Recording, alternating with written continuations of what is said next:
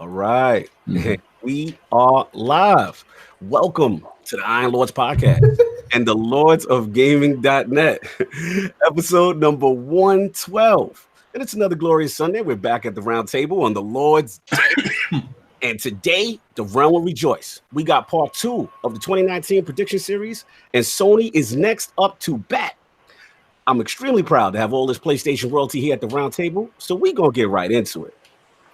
I want to introduce a Lord whose love of the PlayStation brand and Last of Us franchise is truly evident in everything he does. This Lord is easily one of the most entertaining follows on Twitter, fellow brother in Iron, and minus the hooting and the hollering, will give you the real on PlayStation reviews. Introducing the creator and host of the Silver Sky YouTube channel, one of the funniest gaming families on Twitter, advocate for limb separation, and the Lord who shames grown men for being too hyped for Nintendo products. Live from Dallas and making his debut into the realm of the Lords, my man, Lord Silver Sky 545. How you doing, sir?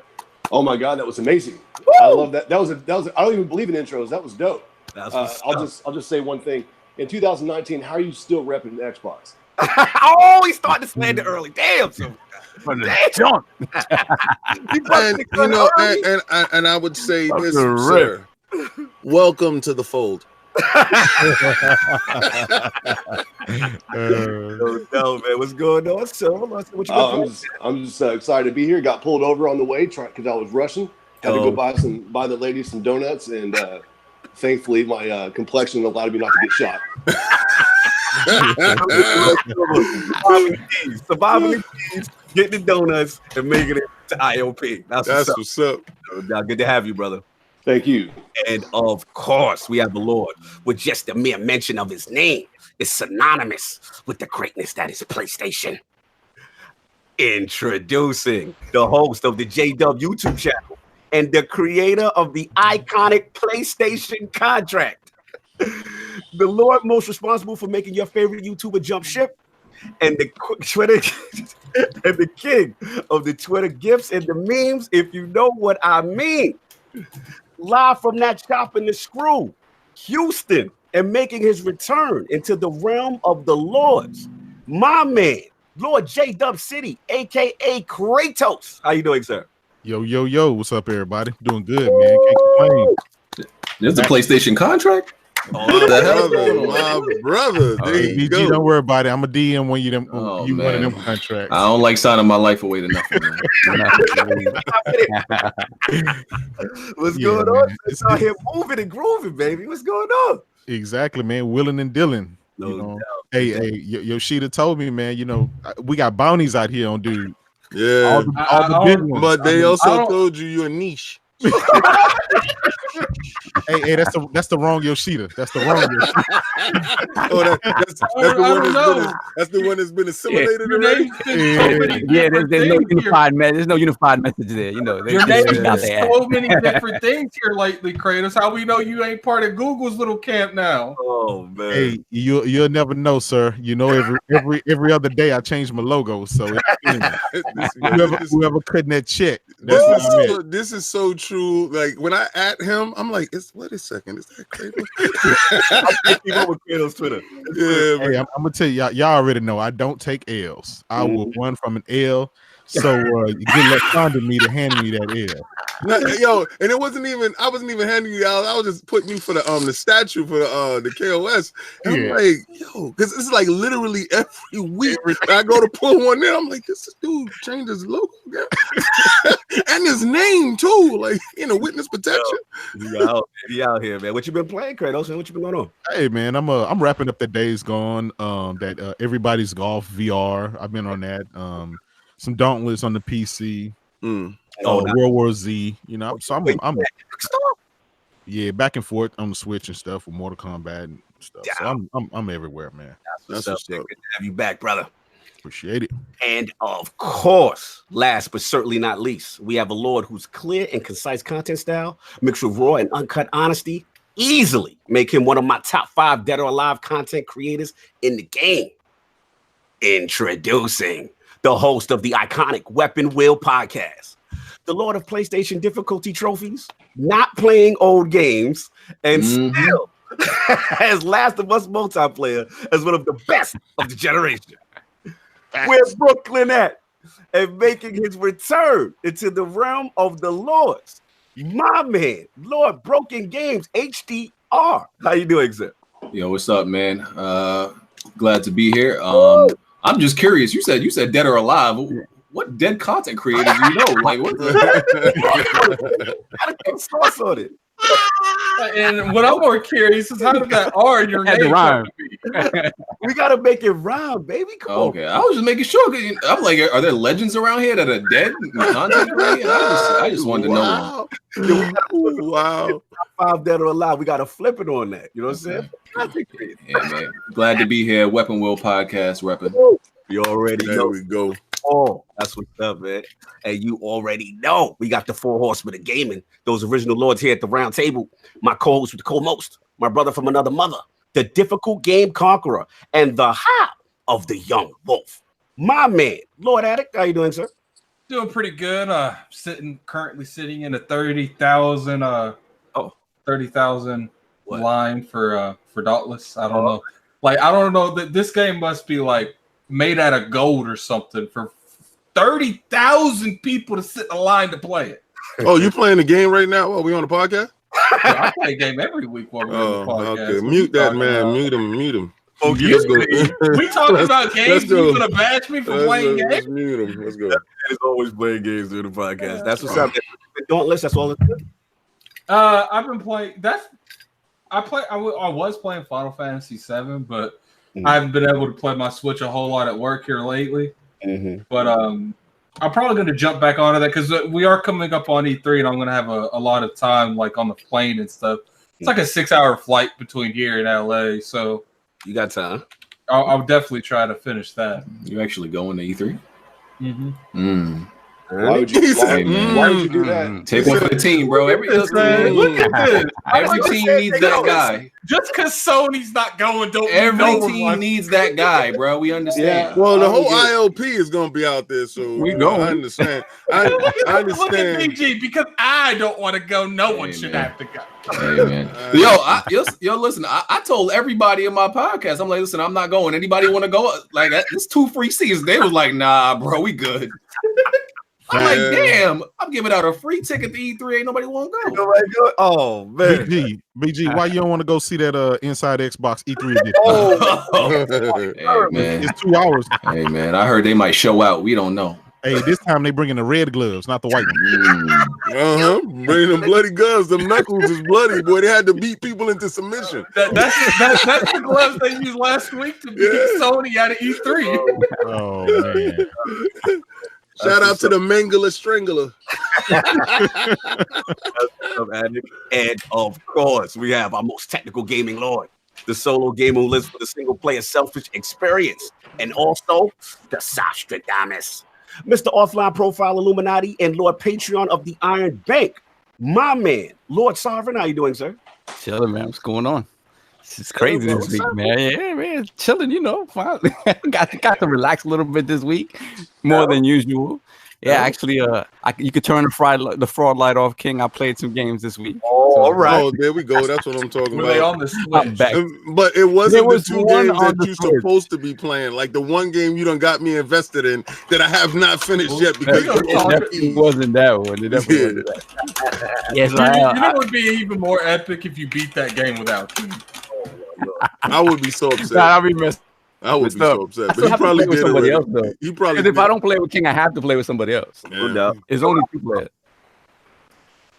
So I picked up that Resident Evil 4 on that Switch, man. I haven't played it since the GameCubes. You spent $30 on that? Well, I had a lot of points, so it came to like $5. So whatever. Yeah. Face. I got my eShop points. I think we need to give him an L just for buying $30 for one game. Didn't you spend $500 on an Xbox? No games? Snap! Nah, he didn't. What the hell? Nah, he didn't. He got the regular smuggler. Yeah, look at you talking now you know nothing about. he got the regular smuggler. He ain't do The that. regular smuggler. First off, I have the S. Okay, the regular. Oh, my smuggler bad. It's the black one. He said, I got the whack. I'm dead. Look, I got the whack one. I got the whack one. Okay. Okay. Are you guys done informing on my section? Yeah, we all jump. We all guys jump in done your informing. section. Yeah, we done with that. Bad boy. So I also played. I got to play that the Neo 2 Alpha on the PlayStation, and I mean it's good. It's more Neo, which is not a bad thing. I mean Neo is definitely a different beast to like a regular Souls game or Sekiro, but that Neo is crazy, man.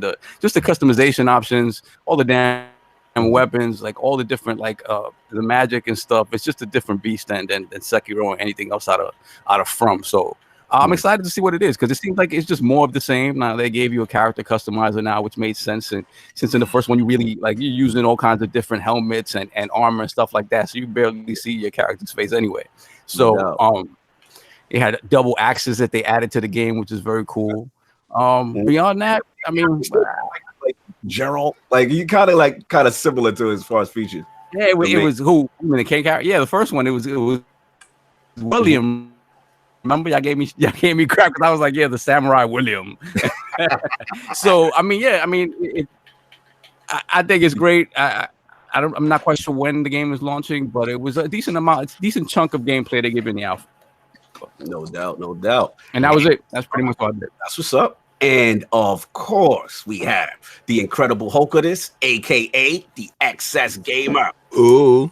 The Lord of Combat Sports, King of the Statues, who demands nothing less than that premium experience and is the leader of the Fraud Alert movement. Ooh. Love it. Lord King, how you doing, sir? I am doing fantastic. Welcome to the Voltron edition where all lions must get in line. As you can tell, Phil Dominant Spencer's head charge right there. Shout out to Phil Dominant Spencer. I would like all the knees in the basket to your left. I would like you to cut them off. Shea buttered them up because I don't want no ashy knees in the basket. Sign, seal, and mill them to Lord King David himself. See, this is my box for my knees. I'm collecting them. They have been shipped to me. I need more knees. This is fantastic. Yo, gave you a call for bruh, who did this for you? Like, who did this for you? What a year does, boy. Like, you like leading up to it, like dudes is talking mad trash, and then it was like one day it was like boom, and it was like silence, like what day was this? What day was it was, I don't know what day of the week it was. I do remember though. What event happened that made this? It was a tweet that went out, and it was like the horrifying tweet. You know how you open your phone and you don't want to swipe left? Like it's like you swipe left on your own phone and saw something that you didn't want to see. Like, and these dudes swiped left and saw a picture that was like, yeah, we down with the squad. It was like, what? This is Photoshop. So that's the Yoshida and the Sacha pictures. That's what we're talking about, sir. Yes. And I ain't gonna front. I looked at the hospital records. Dude was in the hospital. They was getting defibrillated. Ambulances was going to the doors. They was knocking, checking on people. You okay? Are you okay in there? Dudes was hitting the panic button. Oh God, I can't come back from this. This is crazy. I can't front. In one fell swoop, dude came in and took knee. It was like because they was having good like news like all the way through. King, would you like to do the honors, sir? Okay, so my man Sean 786 said, "King, make sure you whoop Jay's behind."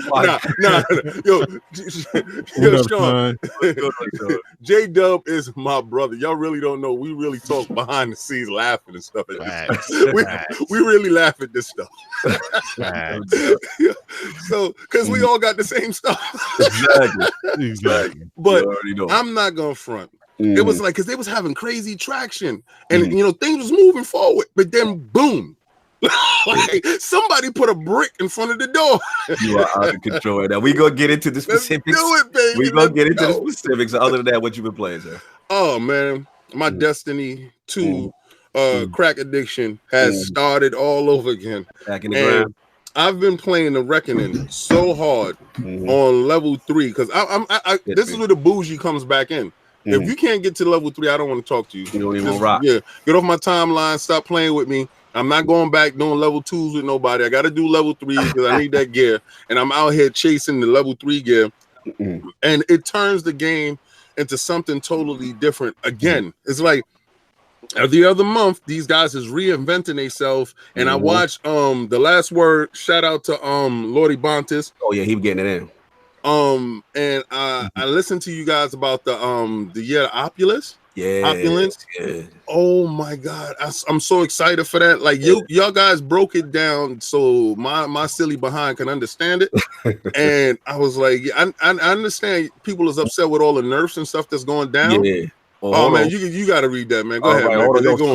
Salute Lynchman in the chat with the follow super chat. Let's get the green rolling in. Cheers from Germany to the IOP, the panel, and King David, Lord of the Knees. You got Lord of the Knees. Here we go, man. We're gonna get into it. So that's been pretty much it, right? Yeah, that's it, man. I've been trying. I seen you jump on or whatever, but Death Singer, here you go. Oh, Death in the building. What's going on, baby? Salute, Lords. Question for the panel: how long is Sony's E3 gonna be, and how many flute men we getting? And Jay sells more snake oil than Mark Cerny. Oh man, they already early. Oh man, whoa, we're gonna get into that, yo, crazy. So anyway, of course, we have the Lord of the Cooperative Experience and Gaming Ninja himself, the Shinobi, Lord Cognito. Spreading that realness in the realm of the IOP, not telling you what you want to hear, but what you need to hear. So for me, Dauntless, I'm trying to do the same thing on all platforms. Same thing, Addict, man. I had the same problems. Tried it on PlayStation because I wanted to see the crossplay aspect. And launched on 3. I've just been having problems getting into the whole situation. So that's just that little MK on the Switch, Destiny, and all bit. But anyway, let's get into these topics and the reason we are here.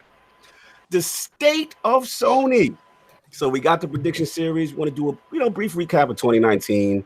Sony's been moving out here close to 97 million PlayStation 4 sold. You know what I'm saying? Release of days gone. You know what I'm saying? It's just been a pretty much successful run for them. And then obviously the latest news, we've got the memorandum of understanding with Microsoft, as far as Azure servers. And then obviously we still got the Nintendo Switch moving and shaking out here in MPD and obviously taking it to Japan. So coming in, E3's approach, we know Sony's not going to be E3. We'll get into that aspect. But I just want the roundtable to discuss how we feeling about Sony 2019. So I want to give it off to BG first. So BG, let's set it off. Like, how are we feeling about Sony 2019?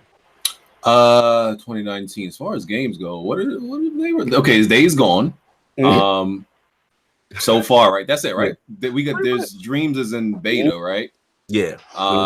So everybody knows I've been ragging on Days Gone for a while. You know how I do. I pick on Twitter. I pick a target and I go after it for a while. Like I stay on target for a while until I get a new target to move on. It bothers a lot of people, but I just feel like somebody has to keep people in check. It's all about checks and balances. You can't have people.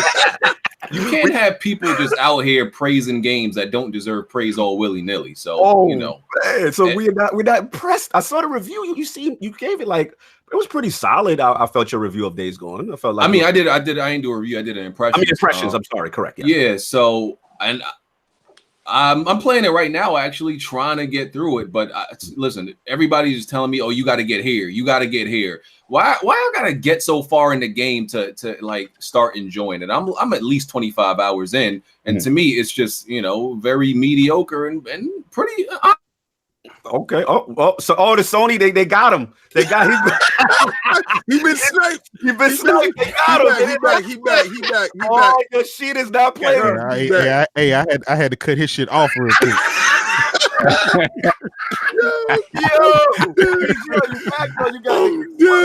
I'm dead. He said I had to cut his mic off.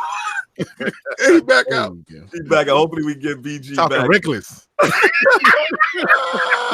Silver Sky, was that you, sir? I'm gonna let Silver Sky go, man. I felt he may have been responsible for that. Yeah. So everything that man just said, you can go ahead and just discredit. I don't know what's wrong with him, but that person who keeps dropping in and out, he must be on Xbox Live. Oh my God.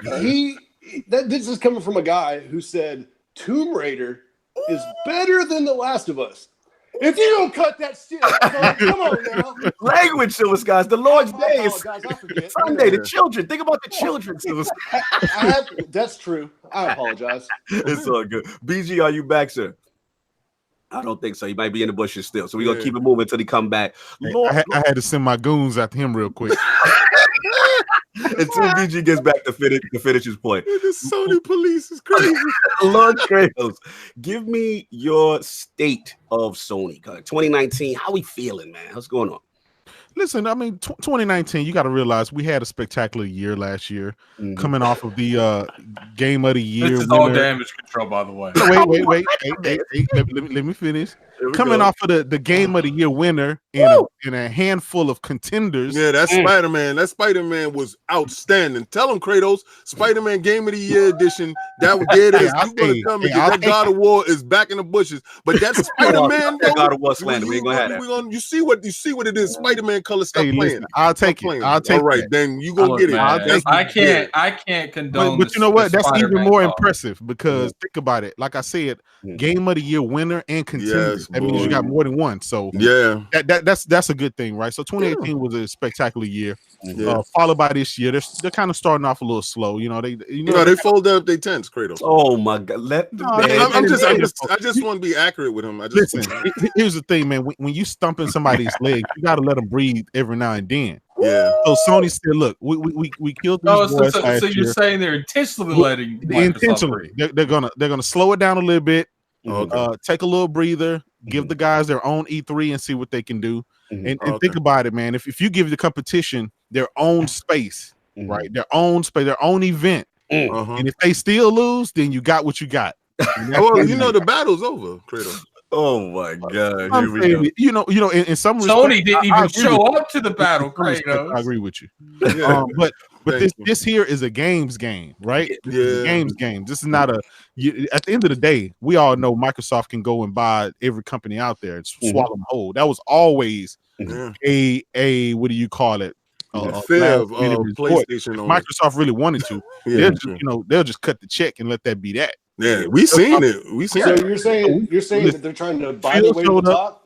Yeah, Spencer showed up with that money bag, and he ruffled. He showed people. They showed people, hey, we are the big muscle. Yeah. You may be the kings of gaming when it comes to this era, but our pockets are deep, and we can gobble that up if we want to. That's real. That's crazy. Oh my God! Yeah. Let's get Silver Sky here. So Silver Sky, about 2019, Sony. How are you feeling about PlayStation? Like how this year or general? Let's just start off with the beta of Dreams. Is finishing out games that Xbox couldn't complete. I think I've already seen Scalebound being made on there. That was nice. I think I saw a Kraken's full body in that game. That was good. It's not using the cloud. It's quite remarkable if you ask me. So that's just a beta. We're not even talking about full-blown games. But the blood and truth of it all is that blood and truth is almost out. Maybe they'll give you a 2019 E3. Here's why, sir. Here's why. Because no matter what they do in a 2-hour show, Big Head Phil could be up there for 2 hours talking about. Hey, hold on. No Phil slander on your YouTube channel. You can slander Phil to death. No Phil slander here. This is Phil Dominant zone. He's telling me address Phil Dominant. Yeah, this is Phil Dominant. It's just an observation. I'm not being I'm done. I'm done. Continue, Silver Sky. So I'll continue. Thank you. So what I was getting at is that they can show a bunch of nonsense for 2 hours, and then Sony could go, oh, by the way, here's the release date for Last of Us Part 2, and guess who? And nobody cares. Everybody forgot about Xbox. But now here's the thing, Silver Sky, hold on to that thought because I definitely want to. You're touching on something I want to get to, but I just want to focus on what you felt about Sony this year. Obviously, Days Gone, you're a big fan of that. In general this year. I enjoyed Days Gone. I wouldn't say I'm a big fan. No. Oh, he had to correct you. That. He was like, hold on, easy. Yo, can I say something, Silva? How is this game? Because I want to buy it, because that's my next Sony purchase, right? And I'm waiting for my Microsoft dollars to come in for me to actually purchase it. So my question is, how? Because everybody, it's like so polarized in this game, and I thought it was great from what I was seeing, and it's just. I'm getting too many either positive or negatives, and not like really down the line. And you call it down the line. Please tell me exactly what's up with this game. So I like to pair film and TV shows with my games because I don't play a whole lot anymore because I got really. It's a long story. If you care to know about it, you can watch the podcast I did with Wingy Gaming. Great podcast, yo. I like that. Thank you. So I had some addiction issues. Like always, BG keeps dropping out right before I call him out. But so I was real addicted to online games, so I had to quit all that kind of cold turkey. So and the reason why I say all that is because I now only play single player here and there. Gotcha. And with Days Gone, I went back and I watched what's that the new show that just came out, Black Sunday, I think, on Netflix. So I watched that entire series. I watched I Am Legend again, which I think Days Gone has more in common with I Am Legend than it's as far as it'll make sense when you play the full game. But anyway, so I try to get myself hyped up through shows and movies and whatnot. So I enjoyed the game because I was already invested in that world. But I have a lot of complaints with it too. And they're kind of nitpicky because if you're going to bash anything Sony, a lot of times you have to get kind of nitpicky because even their worst is everybody else's best. Anyway, so this is the fact. J-Dub going in. So Days Gone, I found really fun, but there's a lot of things that were jarring. Like whenever you go from gameplay to cutscene and then back to gameplay, that should be seamless, like in Red Dead or any Naughty Dog game or God of War, obviously. So that hold on one second. We got to pay the bills real quick. Pay the bills. Dizzy, E3 is for those who actually show up to show and tell. Wow. And Sean 786 King, I don't care. Jay is my bro. You better whoop him. Oh my God! Continue on Silver Sky, and then we'll get BG because we're like BG's back. But Silver Sky, finish up. It's gone. That's all sound okay, by the way. Yeah, you sound good. We're just gonna let Silver Sky finish, and we'll let you go back. No doubt. That was kind of like white privilege. So anyway, so Days Gone's got some weird issues where it will fade to black in between cutscenes and stuff, and it kind of takes you out of the experience. And then it has. I'm a sucker for like you said, limb separation and bullet damage, and it has some fairly decent bullet damage and whatnot, but sometimes it don't make sense. Like whenever you're shooting that big giant thing, whatever I don't remember what they call it, but it's like looks like Splatoon, like you're just painting them. Like that kind of stuff gets on my nerves. But overall, I think the story is better than the average AAA game, but it's not. So you would say it's like a B title instead of an A title? Oh, for sure. Yeah, it's definitely the score that it got on the NPDs makes total sense. But when you consider the fun factor, at least for me, I'd give it an 8. But the score actually makes sense because the technical difficulties, the loading, and sometimes what I call slowdown is horrendous. So yeah, it's kind of like Sony's Quantum Break. Yeah. What happened? Listen, what happened to Days Gone? By the way, King, I think it's a great game. I'm not going to say it's the best game, right? But what happens to this game is it ran into the Last of Us factor, and that's because so many people are anticipating Last of Us 2. They don't want to play anything else, and nothing else will be able to live up to that. It's like Marvel. Exactly. Let me pay the bills right quick. Yeah. Hustling mode with the $5 super chat. I see y'all got BG in here. Also, I'm enjoying the podcast so far. Keep up the good work. Thank you, sir. Lord BG, are you back, sir? Yeah, let me just say, first of all, it's not a coincidence. I was talking shit about Days Gone and got sniped. Just stay woke out here. Stay woke. I'm worried about you, man. They listening, man. They listen. Let's hit those likes, guys. We got 92 viewing. Put some likes up, y'all. Please. It's like China out here, man. They don't. You say something out of line. Yeah, he had to go run to the cops early. I'm just or something, man. Nah, go ahead, BG. Go ahead. Low key, strong censorship. So first of all, I disagree with Kratos. I don't think it has nothing to do with the Last of Us factor. I think the game is just low key kind of shitty. Sunday language, police, sir. Okay, my bad. For the children. It's Boo Boo. The game is Boo Boo. I like Boo Boo. I like that. I think Boo Boo's fun. It's the Boo Boo. It's the Boo Boo factor. Okay, it's got nothing to do with Last of Us. All right, don't try to make it seem like, oh, it's because Last of Us is so good it made Days Gone seem so bad. No, Days Gone makes itself look bad. Okay, BG, let me ask you this: if Days Gone had dropped on Xbox, oh my God, here we go. Why do we always have to? What would you have rated the game then? Studio made an average to below average game. I'm just putting that out there. That game so hard. This game would have been a game of the year contender if it was on Xbox. If it was on Xbox, it would have been. It would have been Xbox's best game, but that's not saying much. That's all I'm saying. That's all I want to say. You would have said it was brother. You would have said it's his best game, but also I think Xbox is held at a different type of standard. To be honest with you, real low. So when you want to do this guy's on fire right now. And what happens is people really lash out when it comes to Microsoft. So I understand why now it has to be. We got to buy them and make them shut up. So I feel what it's about. I feel that, Phil had to say, you know what? I'm sick and tired of dudes talking. I'm sick and tired of the traction. Cut the check. Yo, you need internet? You need internet? I got an internet for you. I got an internet for you. So I'm all about, him out here with the Oprah Winfrey handing out the internet to everybody, and everybody got a phone. Back to 2019 Sony, as BG was continuing.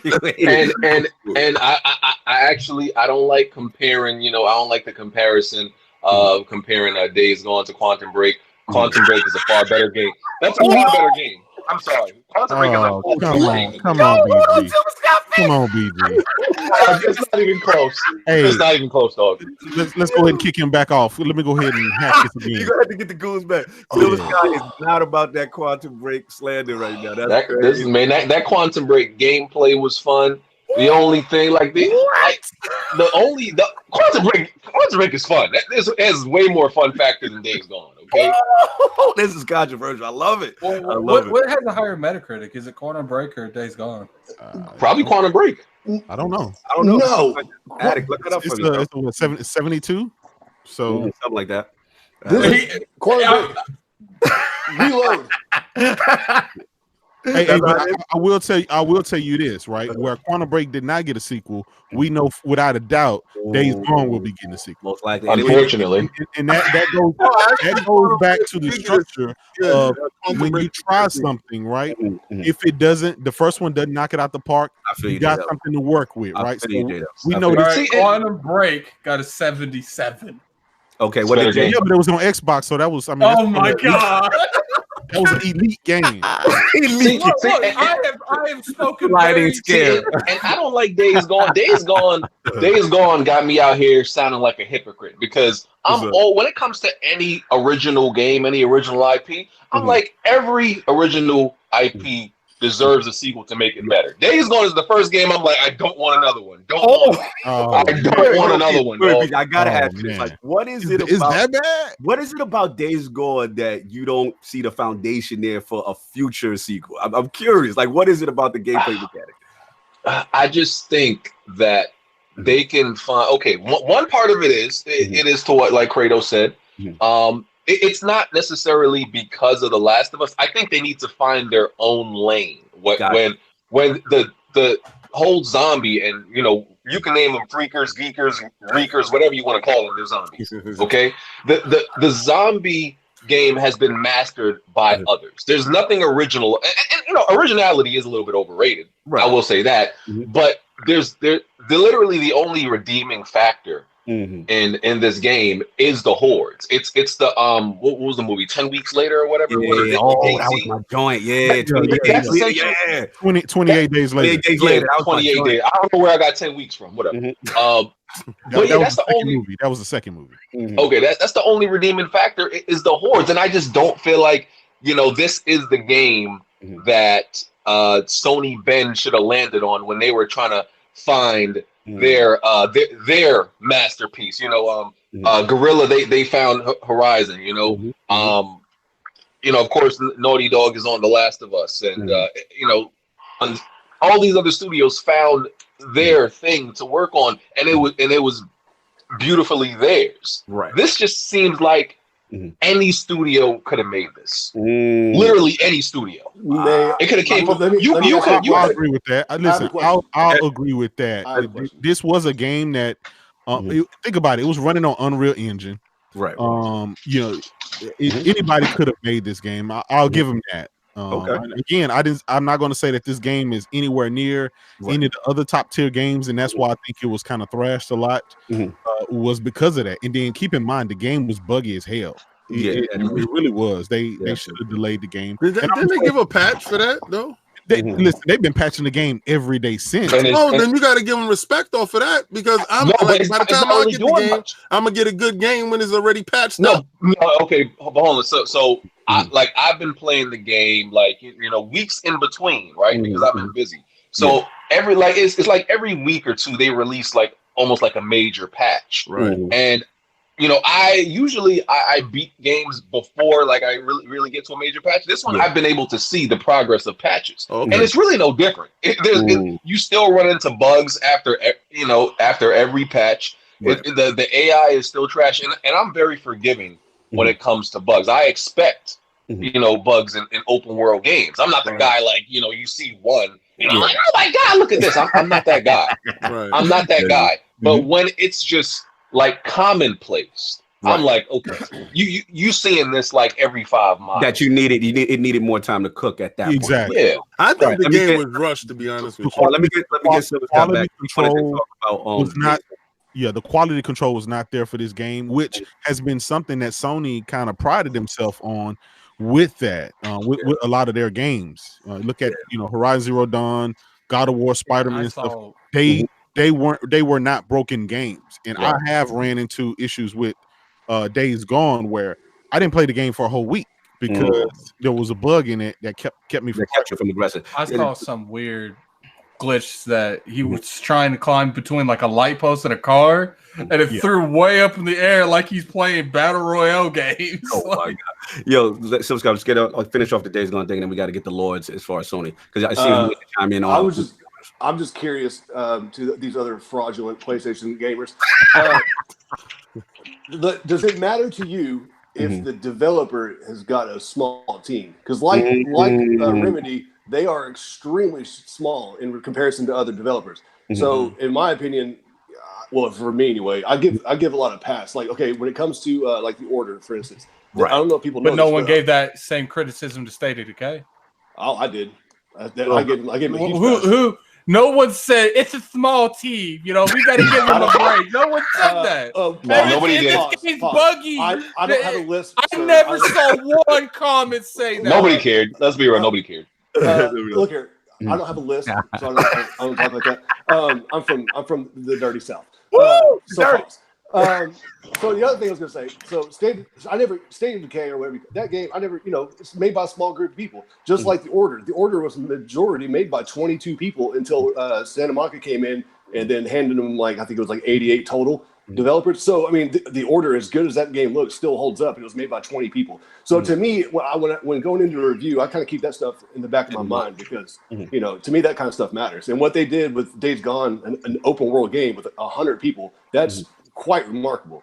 Okay. So that's my take on it. I understand that you just want to get in it. Let's get the super chat real quick, then we get into the Lords. Def Singer, oh, come on, Def Singer. The Last of Us is overrated, in my opinion. Shout out to Cyberpunk and CD Projekt Gods. Also, I actually agree. Wow. Who this mean? Let's finish the chat. Also, I can't wait for Sean to come on stage and bend the knee to Phil at E3. Salute your pettiness, Lord Def Singer. All right, Lord, let's get Lord Addict in here. State of Sony. What are you feeling, bro, coming in 2019? How you feeling about coming in 2019 is a little really spooky. And that's spooky to you? But really? I think they'll straighten up the ship by the end of the year. Okay. I do think that it was a mistake to not even at least have a floor presence at E3. They didn't have to do a presentation, but I do think you not even showing up to the floor with your third-party titles. And obviously there's certain games that should be at least playable by now. I do think that's disrespectful to your fan base that's going to E3. Fair enough. Lord Sov, how you feeling, man? State of Sony 2019. How we feeling about Sony? I mean, Sov's it's been slow, man. I mean, you hear me? I hear you now. What the heck? No, we can hear you. Yes. Okay. It's been slow, man. Like, I gotta say, like, apart from the show and Days Gone, that's pretty much it. Because if it's not your primary console, you're not playing your third party. It's been slow. For my part, yeah, I agree about the E3 stuff. I think they should be there. I mean, if they don't have anything they want to talk about yet in terms of new stuff, yeah, it doesn't make sense to have a presentation, but definitely have a presence there and show off. Give your third party partners a platform to show off their stuff. Right. And so they don't have to run off to Microsoft or whomever to show their stuff off. Right. And for the rest of the year, honestly, I think they're kind of folding up shop. I mean, honestly, unless we get, Last of Us this year, which I think is going to happen. Okay. Everything else I'm looking forward to, like, I'm willing to wait to play it as a cross platform. You break it a little bit. I don't think we're getting Last of Us. You might want to, for the most part, you might want to come on because you breaking in a little bit. I don't think we're getting Last of Us 2 this year. I don't think there's no way that happens. I think it is. I think we are. That's the end of the year breaker because next year they're coming out with the PS5 and that they would have made it E3 if they were announcing a release date. No, they won't, and I'm gonna tell you why they wouldn't. Right. At the end of the day, The Last of Us is just any Naughty Dog game. That's a cult following. That's guaranteed to give you a minimum of 10 to 15 million.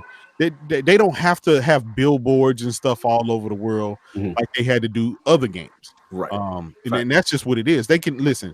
We all know on this panel they can shut down the whole E3. All they did was build the stage. I don't think that's true like that. If they drop the release date in a trailer, it's over. I think people talk about it a lot, but I don't think it would overshadow E3. Yeah, Kratos, I think that's a little bit disillusional because and the fact that we already know that it's coming, it's already know that it's baked, it's already know what we're gonna see. They can shut it down with showing new stuff, as far as shut it down. But as far as grabbing a piece of the news cycle, it would definitely get a big share of the news cycle if they give you the release date because people can anticipate that day. Now, just like you said, I believe that day that the game comes out is going to sell 10 million. I'm going to buy it. So I'm going to be playing it. So I honestly believe that part. But as far as shut down E3, no, you're going to have more consistency to shut down the E3. You're literally going to announce something and then like 4 hours later another conference goes and it's been shut off. Yeah, that's how the media goes. They cover all what's new. But for me, like I said, Sony's real good at their petty. Yeah. Like, I've said it from the jump. I would not put it past them to announce it during Microsoft. I don't think they will. I think they'll announce it after the conference because the point is they don't want the media going at the individual times. They want them at the same time because they want their outlet, they want that release date to overshadow what's being talked about at the conference. Now, if you do it during the conference, by the time the actual news comes out and people start putting out the information, it's not going to matter. I know we're not getting into the semantics addict of the actual time, like of the day when they. We're just talking about the announcement. We're talking about the news cycle. Yeah. But I do have a quick question. We've got 114 people. Go ahead and hit that like button. For real. And go ahead and put. I'm curious what the chat has to say. Put a 1 if you think Last of Us is coming out this year, and put a 2 if you don't think it's coming out. You better put it in colors because I can't read none of it. I don't think it's coming out this year. I don't think it's coming out this year. I think Naughty Dog is very capable. They have one of the biggest studios and one of the largest staffs. And that's not true. For the Sony studio, the first party. I'm talking about for the first party. I'm not talking about just because Sony don't. Bigger. I'm not just talking about in the industry in general. Like we all know, like Ubisoft is bigger than Sony. Wow, many people don't think. Chat saying too, y'all. Many people don't think it's coming out this year. Wow, I don't think it's coming out this year. I don't think it's coming out this year. Not because they're not capable. They can definitely grind, and they have the talent and the numbers to get it done and release it by like October, November. But I don't think they even want to release it in October or November. They don't like doing that. They love that springtime. They've already been into several crunches this year, though. Just as an example, right? They love that springtime. I think it's coming out spring next year, and like by that time, I think it's coming out early next year too. Yeah, I don't think PS4 hasn't hit 100 million yet. It's I think right at 100 million. Yeah, they close. Okay, so then what? If it's not coming out this year, BG, then what do you think they use to push consoles in the fall? I don't think they have to. I mean, they're going to sell I consoles. don't think they care. Why do they need to push consoles? Yeah. They already at 100 mil. They don't need to push nothing. Oh, yeah. We're in the end game. We're talking about PS5 now. PS4 is irrelevant. Yeah. They're already going on display and showing the difference in loading time between the consoles. Yeah, I don't think they really care about the PS4 selling that much more anymore. Like it surpassed everybody's expectation. Right. It's only not going to pass the PS2. That's it. And so I don't really think they care about the sales of it that much anymore. No doubt. Lord King, you want to get your state of Sony real quick before I jump in? All right. Well, this year's, let me see. I was really anticipating Days Gone. And regardless of what anybody says, I'm going to purchase the game anyway, and I'm going to play the game, and I'm going to enjoy the game for what it's worth. Because what I saw about the game actually intrigued me to the point that I can knock out the noise. Mm-hmm. Now, I like what Sony has done so far this year. The state of play. So excited. PlayStation 5 might be 2021, I believe. I think that's way too late. So yes, so excited. Sorry, it's coming next year. So I don't think so. You got. You don't think PS5 is coming next year? No, I think it's early 2021. No, really? Like already confirmed. That would be crazy. Already confirmed. That would be a death sentence. Imagine if they did come out in 2021 and Xbox dropped next year. Like, do you think that would help Xbox? That would be a death sentence. I don't think so. No, I don't think it would be a death sentence because all they would need is something really good as a launch title. That's all. But there has been times where coming out sooner helps a lot. It'd be something. Anyway, so launched a year and like a year later after the 360, but on top of launching a year later, it launched without Rumble in the controller. Yeah, but it launched with no it's games. gonna launch a year later with inferior tech. $200 more. Yeah, that was a whole different ballgame. Inferior tech. They can't launch inferior tech a year later. You gonna tell me that it's not gonna be inferior to the Xbox Anaconda? You gonna tell me that? I'm gonna put my hands on the line with you right now. That the Anaconda gonna smash. I agree with you. Okay. I honestly believe the Anaconda. No, we need a bend the knee segment. Someone make one right now. Listen, I do believe the Anaconda will be more powerful. But here's the thing: right now, the world's weakest console, the Switch. Yes, it's the world's most powerful console. So power does not matter when it comes to that. Talk that Switch talk. Talk that Switch talk. The difference between look at the PS4 Pro and look at the X, right? Well, now the X is more powerful, but at the end of the day, the Pro has the games. It has the benchmark, Horizon Zero Dawn, Spider-Man, and Days Gone, and all these games. But all these actually want to play and buy to showcase that tech. We got the X, and all we got to show for it is a bunch of multiplats running in 4K. And they need more than that. They need more than that. We're not gonna step back from resolution. We're gonna attack resolution, like we said. Native 4K is a big thing, so we're gonna respect that as the big thing that it is, and we ain't gonna sit back and talk about resolution don't matter when it mattered before. But it matter now. Put it like this: Sony's checkerboarding in their games look way better than the native 4K. TV you play, God of War. God of War on my TV, and I got games that like Red Dead that smoke it. But we're gonna keep it real. 4K, 4K. And it's sub 4K. It's sub 4K. So is that the reason they came up with the Xbox One Sad Edition? Oh no! Listen. I didn't purchase that. That didn't hit my radar. I'm premium. I didn't even hear that. That thing it didn't even launch in my section. I didn't even understand. Here's the thing, right? Yeah. You can skip native 4K when you already reaching for 8K, baby. I don't know why you shout out to Mark 20 for that.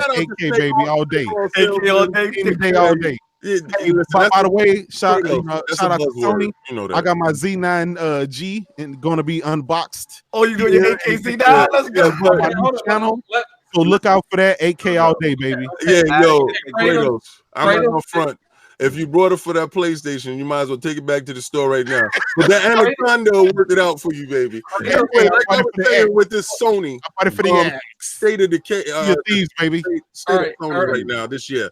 The I saying feel is, that Sony, I feel that Sony's state of play is fantastic, and they adopted and they listen to the criticisms of Xbox show, right? And they actually just give you games and they put it out. Sometimes it's not good, but this is how they're gonna trickle information to you. So because they don't have an E3, right? So the way that they're doing it and they piecemealing it to you, they're giving you fan service without disappearing from the whole the news cycle, right? So I believe going in this year, like everybody's going bagging on Days Gone, but I honestly believe that was a good game to set up the Last of Us for the end of the year. I think The Last of Us sets up for the end of the year. All right, hold on. I got Silver, I got Addict, and then I got Silver Scott. Addict, you wanted to say something, and then I'll let Silver Scott talk about that. Just to bounce off a little bit on the whole resolution talk thing. Like, I do think that for the past couple gens, resolutions really mattered at the beginning, but I don't think, especially for Sony, I don't know what's going to be available at launch. Like, I don't know what their process is.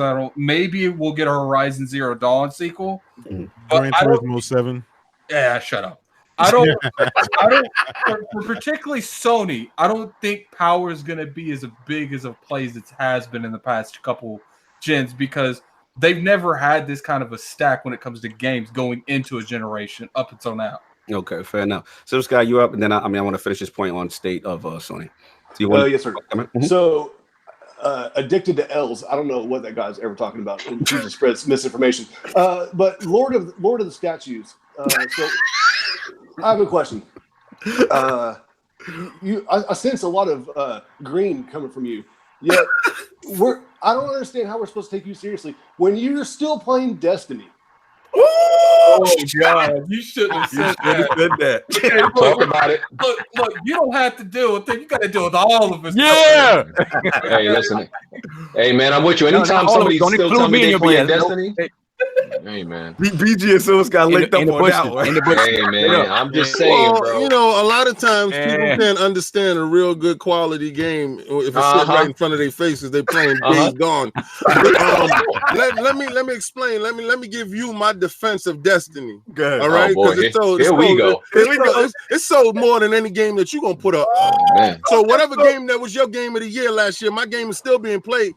All right, so and the content is still there and people are engaging. Them raids is crazy. So they talk about the next raid is going up and they changing. So we don't see your games out here because they're not amazing. So you got to really think about what I'm telling you right now, because those games can't even phase us. So you make sure that you understand when you're coming for Destiny, you better bring a shield, baby. Somebody play the organ. Listen, let me tell you. Somebody play the church organ. Exactly, because you're going at the wrong game, baby. Maybe you playing wrong, baby. This is what I got to tell you right now. You ain't playing good because you're playing wrong if you ain't playing Destiny. So definitely just pull up, sit next to me, and we can get you through this raid, or we can get you through that hard stuff that maybe you can't do. Maybe the looter shooter thing ain't for you, but make sure Reverend. So the best looter shooter right now is out there is Destiny. So you're gonna put up something else. Don't tell me about anything else because it don't touch it. Preach it, Reverend. Let's get it. So it won't be no Destiny slander here, baby. I have okay. That was a lot of word soup. That was nice.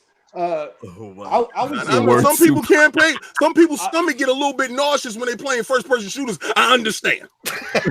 I would step up if you were, stop playing Destiny. Yeah, okay, guys. I got you, baby. No doubt. What's up, everybody? What's up in the chat? Let me jump in right quick because we never gonna get off this Days Gone and Destiny thing. I want to finish with the state of Sony.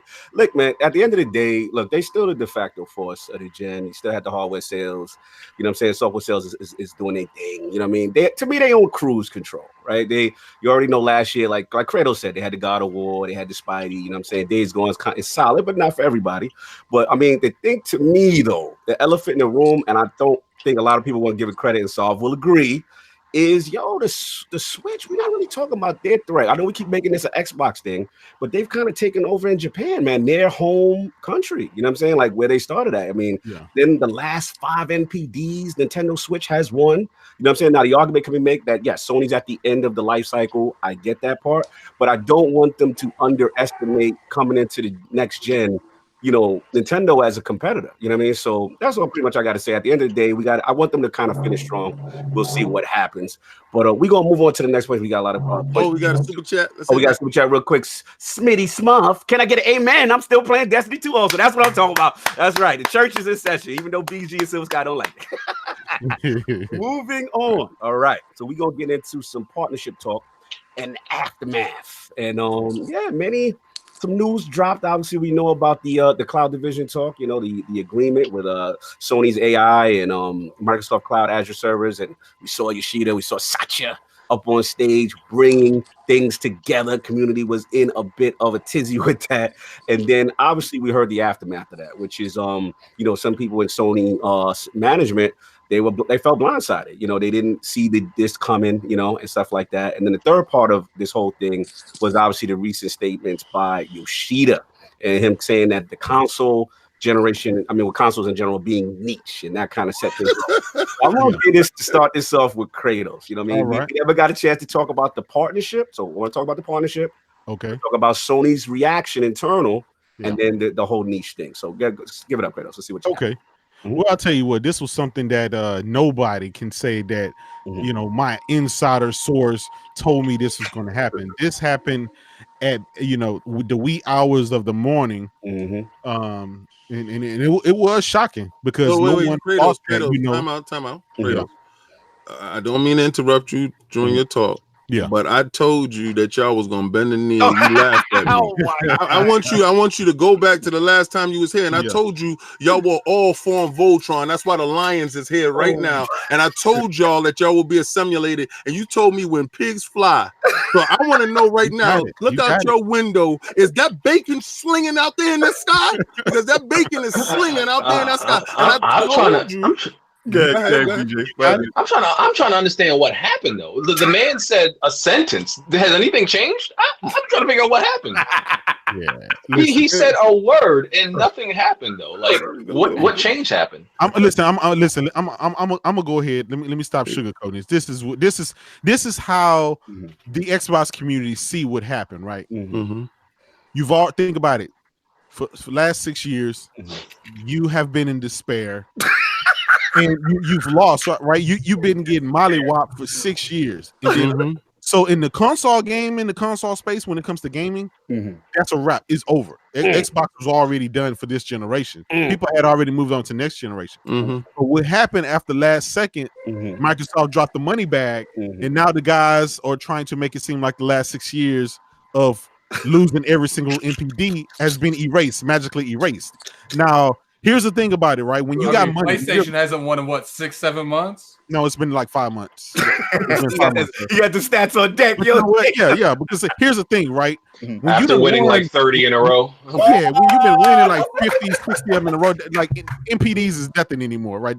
It's over. Notice no one talks about NPD since PlayStation kept losing. No. This is why Nintendo doesn't even come into the fold, because Nintendo had to go into a whole nother generation in order to even make any dent. Yeah, I give you that. The Wii U is supposed to be competing with the Xbox One and the PlayStation. So let's get that. If they had to tumble the whole football to make a new one. If Microsoft would have said, look, we failed with the Xbox One, we're gonna go ahead and move to the Anaconda next generation, and then they start doing well, that's like what Nintendo has did, right? So, but I do give them props for starting over and calling a failure and moving forward. I give them that, but you don't get any brownie points when you already collapsed and started a whole new product, right? So I feel you. We'll catch up to them next generation. They already in their next generation. So they're not even in the game. But this is what happened, right? Notice how he just disqualified Switch whooping his ass. Listen, but here's the thing: is the Switch is about to move into second place. So if you want to look at it that way, then where does that lead? That leaves Xbox in third. Oh, wait a second, but as far as money's being made, Microsoft is the king with that. Okay, because I understand with the least amount of systems being sold. No, that's what Jay Barry would say. They got the money. It's about the money. Look at the money. The world's most powerful, the world's richest company. No, I'm talking about the gaming division. I'm not even talking about what you're talking about. I'm just talking about the gaming division. Your gaming division versus this gaming division. No. All the stats say that Sony rakes in more revenue with PSN, with games, with software, hardware, and all that. So that's you really ready to go on record for that? I mean, yeah. You ready to do that? Because I let's can do talk it about the partnership. And Okay, so let me go ahead and wrap my thing up so you guys can talk. So what happened, right, outside of the gaming realm, you had the big boys talk. You know, the CEOs of companies say, look, we know we compete when it comes to gaming and stuff like that. But we are focusing on something else in business. We're talking about cloud. We need some sensors. We need some semiconductors. You guys need, a cheaper price because right now you're paying Amazon all this money for your PSN and Xbox Now. I mean PS Now and stuff like that. Let's work out some business that had really nothing to do with gaming. But on the flip side, having those servers would allow Sony to implement stuff within gaming. So that's how it is. So it's not like there's this Xbox takeover of PlayStation, but that's how we spin it, right? Because we joke going back and forth or whatever. At the end of the day, I think maybe 2 years from now we'll see what the end result is going to be from this partnership if this even turns out to happen. All right. Now, number two, what you asked me. Number two was. What was the second question that you asked me? About the partnership. I'm gonna ask you real quick. Shout out to Stitch in the chat with the follow super chat. Bruh, stop the Nintendo slander. We talking about real console. Wow. All right, we good. All right, the second part is about the Sony employees not realizing that, corporate Yoshida's got these made this at the top level and feeling blindsided and feeling upset. Like, yo, how could y'all do this? How could y'all go to Microsoft, without letting us know, kind of thing? And we in the trench. That's because they're scared they're gonna go to work and get a pink slip. It's like, we don't need you no more. No. I'm gonna tell you why. That is kind of messed up to them because they feel like, look, this whole generation, we've been doing everything right. We've been busting our humps, right, delivering quality hardware, software, VR, everything else, doing everything right to show people our platform, our ecosystem is the best place to play. And you turn around behind our backs without us knowing, right, and cut a deal with the competition without involving us. Right. So now people are like, hey, what the hell? So I do understand that that's messed up, but I do realize at the end of the day, it's all about the top dog. Business. It's all about business. Hey, Nadala and Yoshida. Those are the two top dogs for the Sony Corporation. And the last question, sir. Last question was Yoshida's comment about the consoles market being niche, and a lot of people are upset about that. That is 100% true because they actually showed the chart, and this is what I don't like. Right, gaming has always been centered around a console in its own particular market. Right. But what everybody else is trying to do, with Phil Spencer and now Yoshida trying to do. They're trying to add other people who's on mobile phones, who's on tablets, who's on all kind of other stuff that we wouldn't consider part of the gaming. They're trying to mix them into the fold. And obviously you have billions of those people compared to us small, couple of 100 million actual console owners and gamers. So right now they're basically telling us, hey, we understand, we like you guys, but you guys together collectively only come to be 150 million. We're going for these guys who spend $100 a month on Candy Crush. So they're focusing on the bigger games, and that's scary to me as a gamer because I've always been into the console realm ever since Atari 2600. Absolutely. I don't want them to start catering to those guys and leaving me out, meaning coming with these little small piecemeal type apps or games and trying to sell that to me for whatever. Just want to clarify, Kratos. They're pulling we want 2 billion gamers, right? Like They're officially jumping on the Microsoft train to broaden the horizons as much as possible. But that wasn't necessarily Microsoft's. Microsoft didn't start that. Obviously, everybody.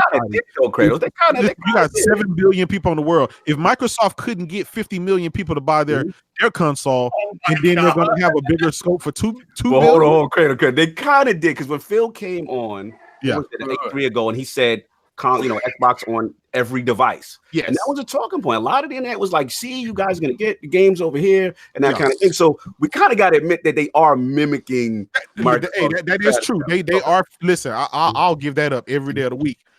This shocked me. This shocked everybody. Yeah. It does see, like right now, people asking me, hey, do you think Sony games are going to be ever?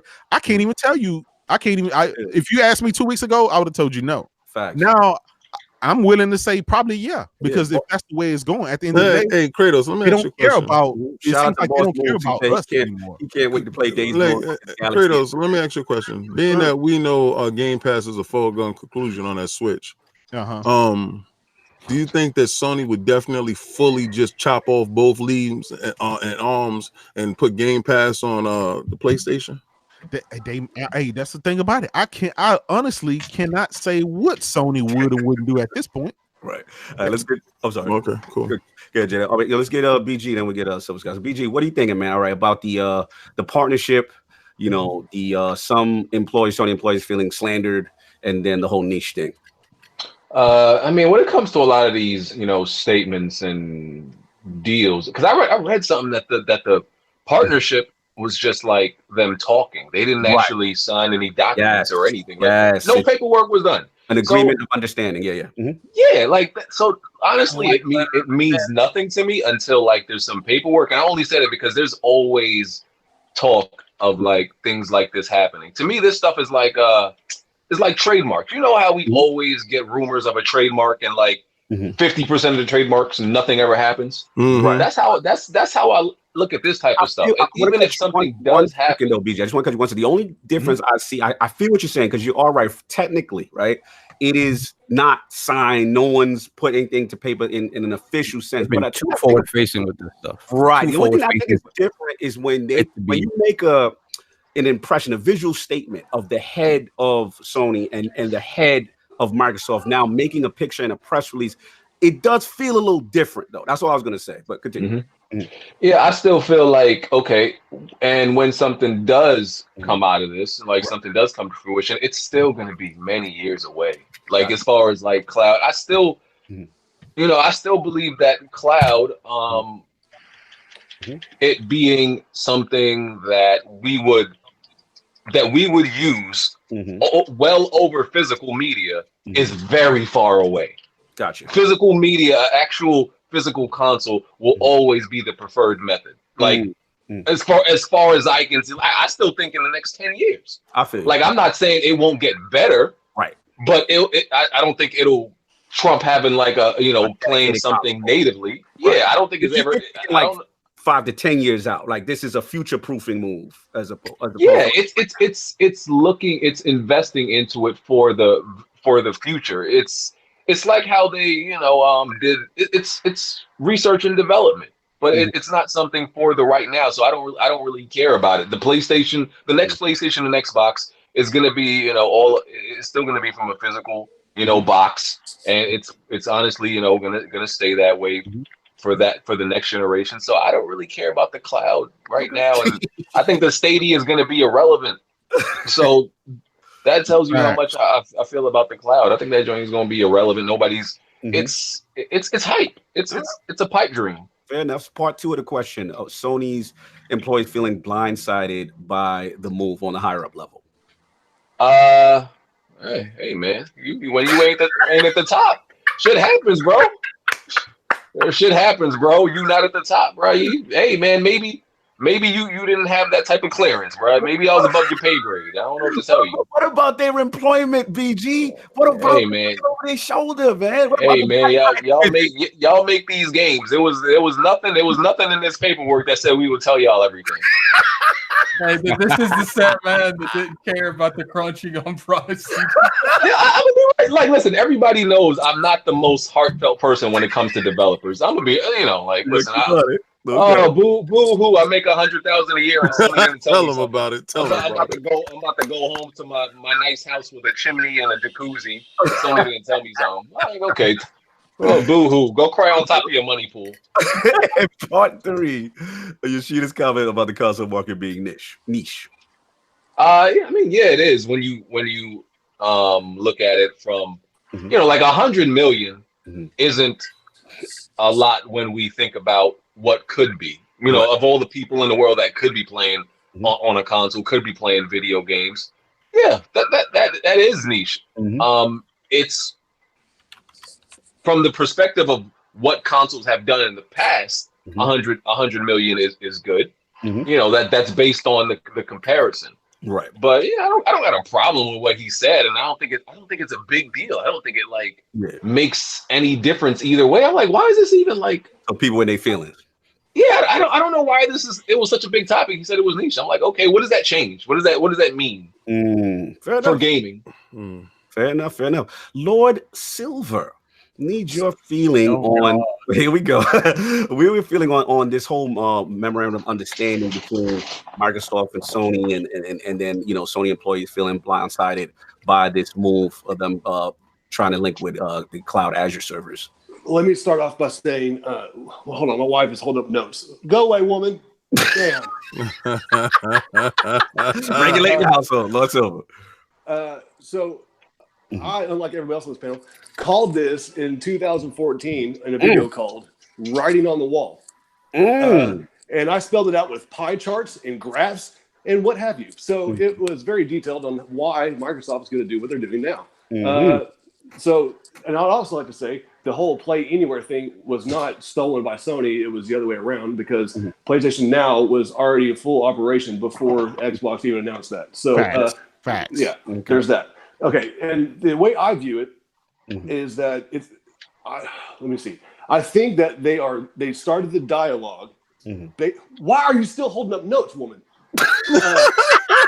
I'll be out soon. Oh my God! Hold on, let's make it real quick. Eternal Shaddai Eternal.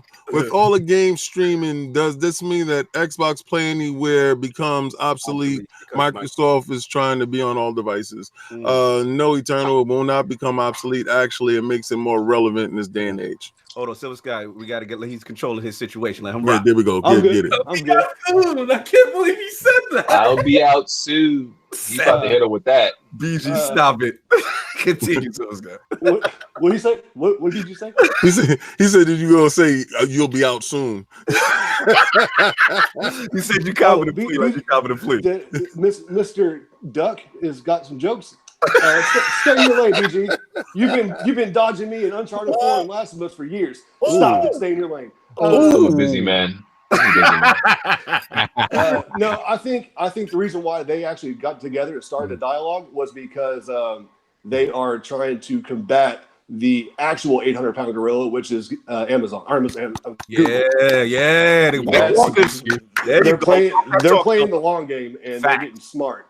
So, and I don't think I've been in that video. I was talking about how Microsoft as a company and their entire mantra, if you will, is to be agnostic when it comes to hardware. They want their software on as many devices as possible. So it only makes sense for them to become some sort of third-party support for everybody. And what I mean by that is I envisioned back in 2014 when I made the video that they would implement their Azure cloud as an example to work with everybody. And it's only going to help boost the gaming industry. I think it's good for everybody. I don't see it as a negative. And whether or not, we'll see Halo and Gears and stuff on PlayStation, to me, it's all irrelevant. I think Sony's a little petty when it comes to that sort of thing. So I don't think that will happen necessarily. But I just see it as good news. I don't see it as a bad thing. I think it's good for everybody. Old Sony is petty when it comes in that regard. I think once new people was put in position, it was more palatable to what's to come. Got you. No, that's what's up. I hear what you're saying on that. And the last thing, Silver, as far as the whole niche thing, is that overrated? Are people overreacting? No, I think that's a way to frame how you attack the next generation. So if you look at it like, oh, how are we supposed to duplicate 100 million consoles? You get kind of overwhelmed by it. If you frame it as this is a niche thing, and we need to quit looking at this as a we're trying to reach as many people as possible. Instead, we're going to hone in on the niche group and really maximize our results from last generation. I think it's just a way of framing how you go into the next generation.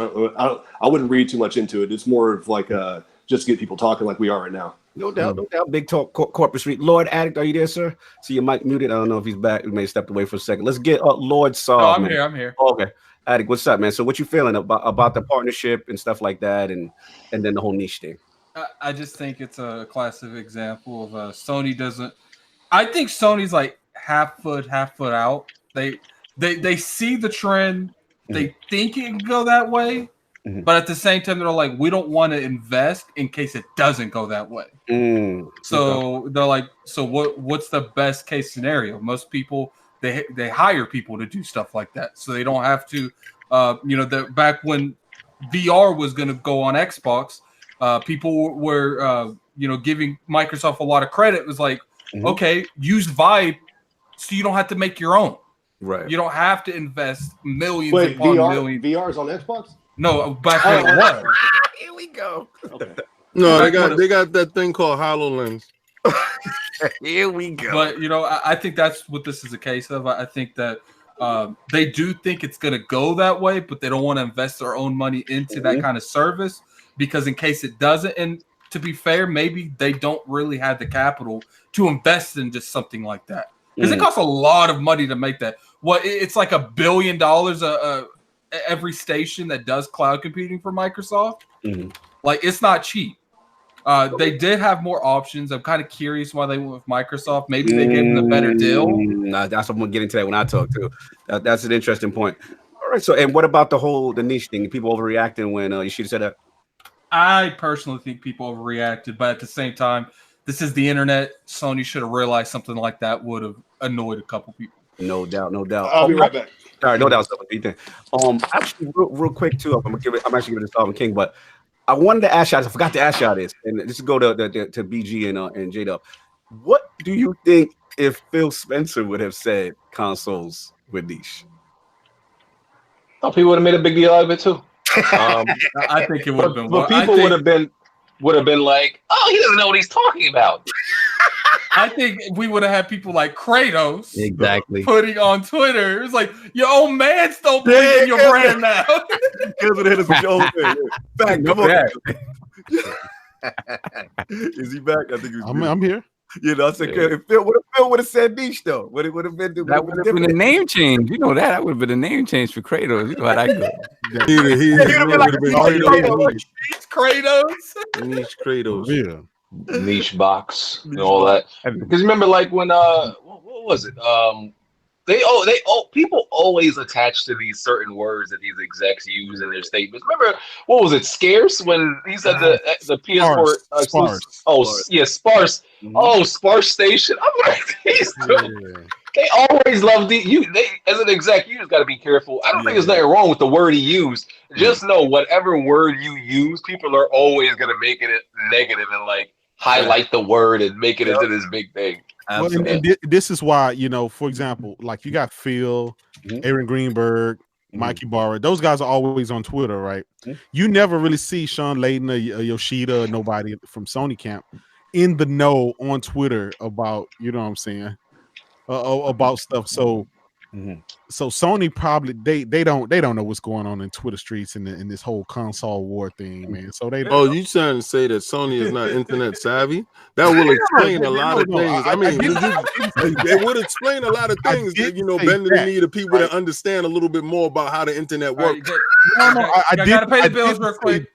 Because listen, they are thoroughly aware of how to keep people talking about their products and their stuff. They are the masters of marketing and keeping. Oh, but you can't have it both ways, then, right? They're the masters of that. Hold on. Before you guys bicker, let's pay this bill real quick. Okay. All right. So shout out to the PS4 Pro, failed native 4K, Days Gone scoring lower than Phantom Touch. Sony bending the knee. Xbox is the best box. Shout out to Phil. That's Phil dominance, sir. Phil dominance. But we got 130 people in the chat.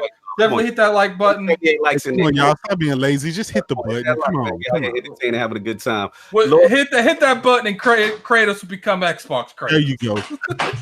I'll put on that X symbol on my chest if y'all hit that like button. Hey, I'm dead.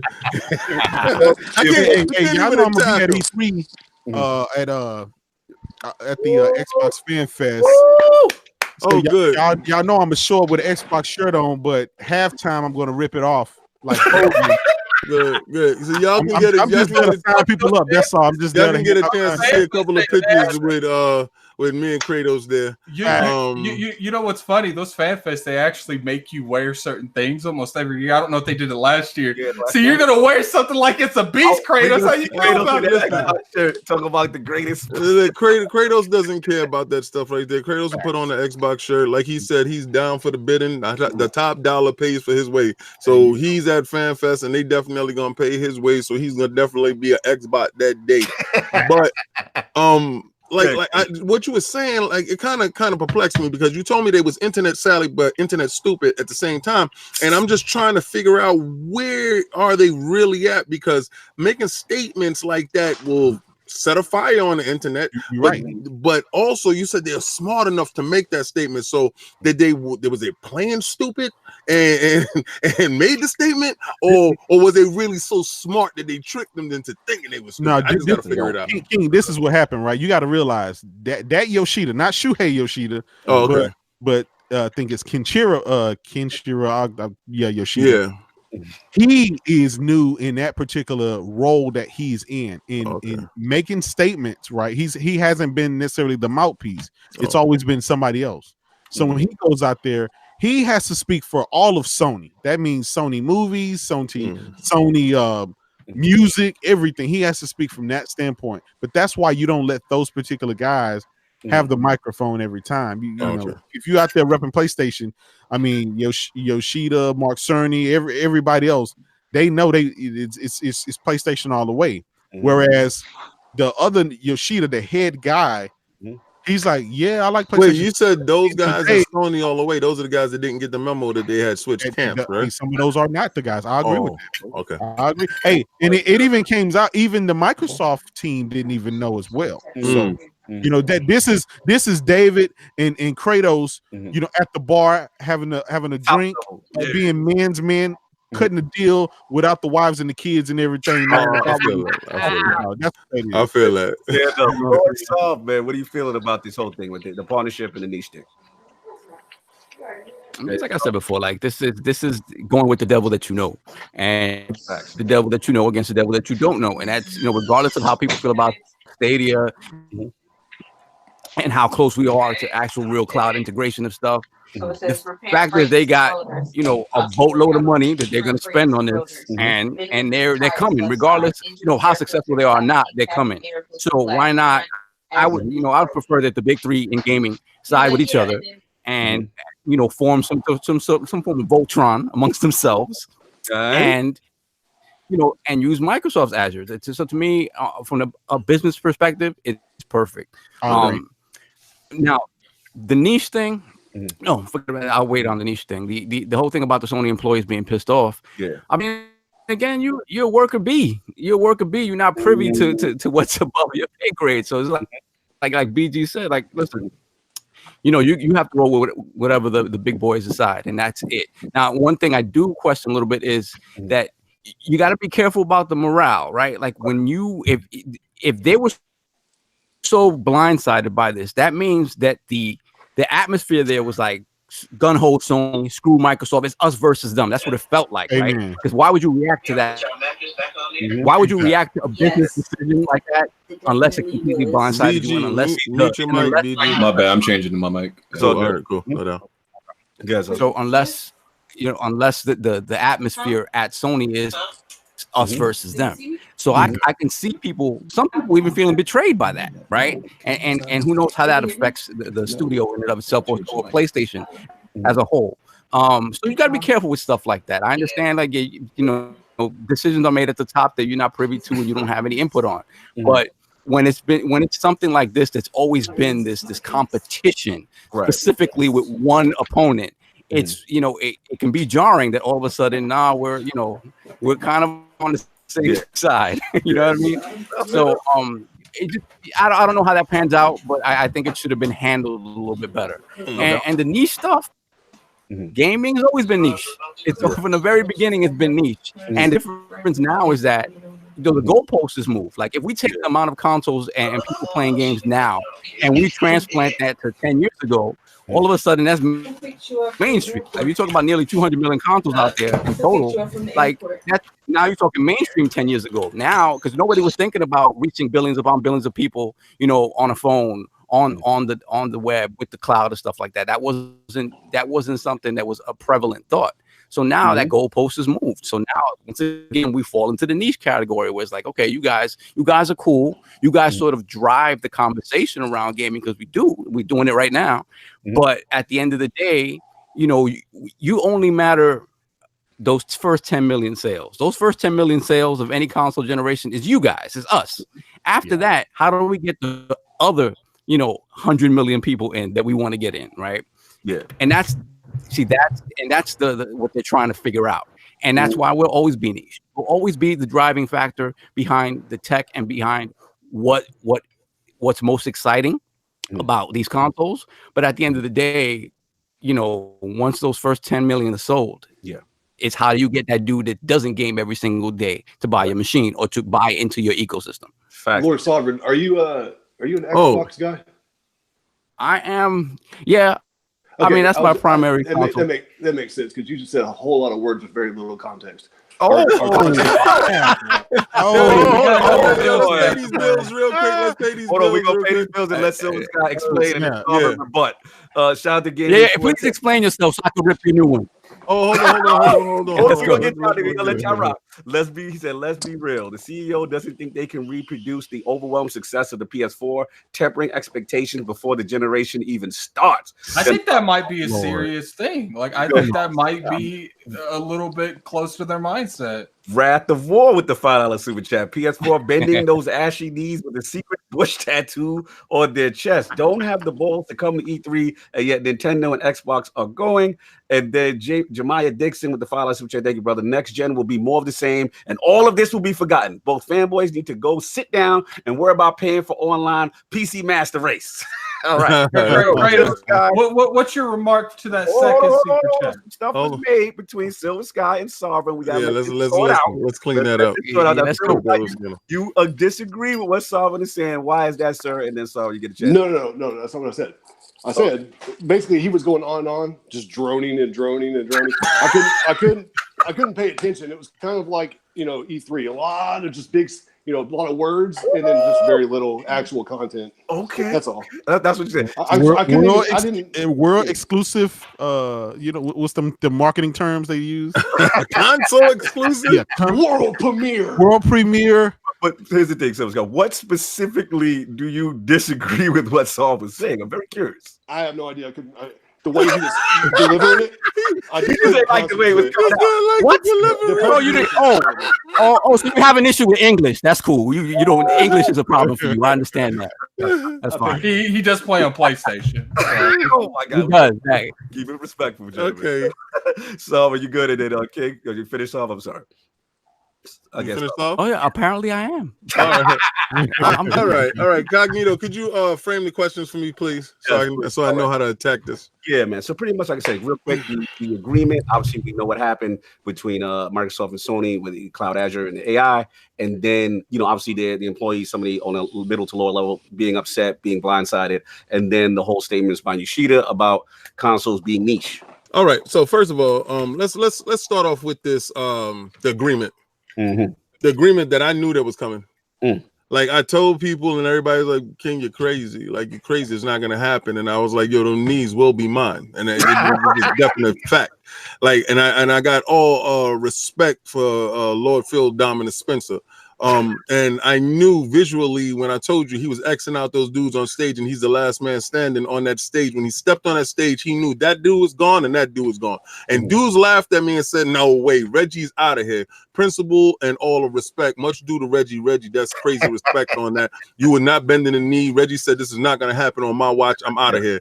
And And as far as what that was, Layden that was in position on the side. No, that was Andrew House. Yeah, see, I don't be knowing them dudes because they don't make themselves available on the internet. They be hiding in the bushes, peeking their little face out, and they only want to give out numbers when it's trying to get to 100 million consoles. Yeah, that's a fact. It's a fact. It's 100 million, but we making the same money.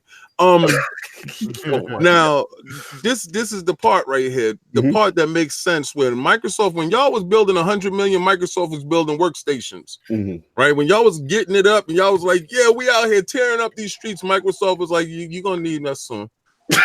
And they was out there building up these workstations so y'all can actually have good internet, because y'all know if y'all play on a PlayStation 4 and y'all understand what it's like you're playing on a PlayStation 3.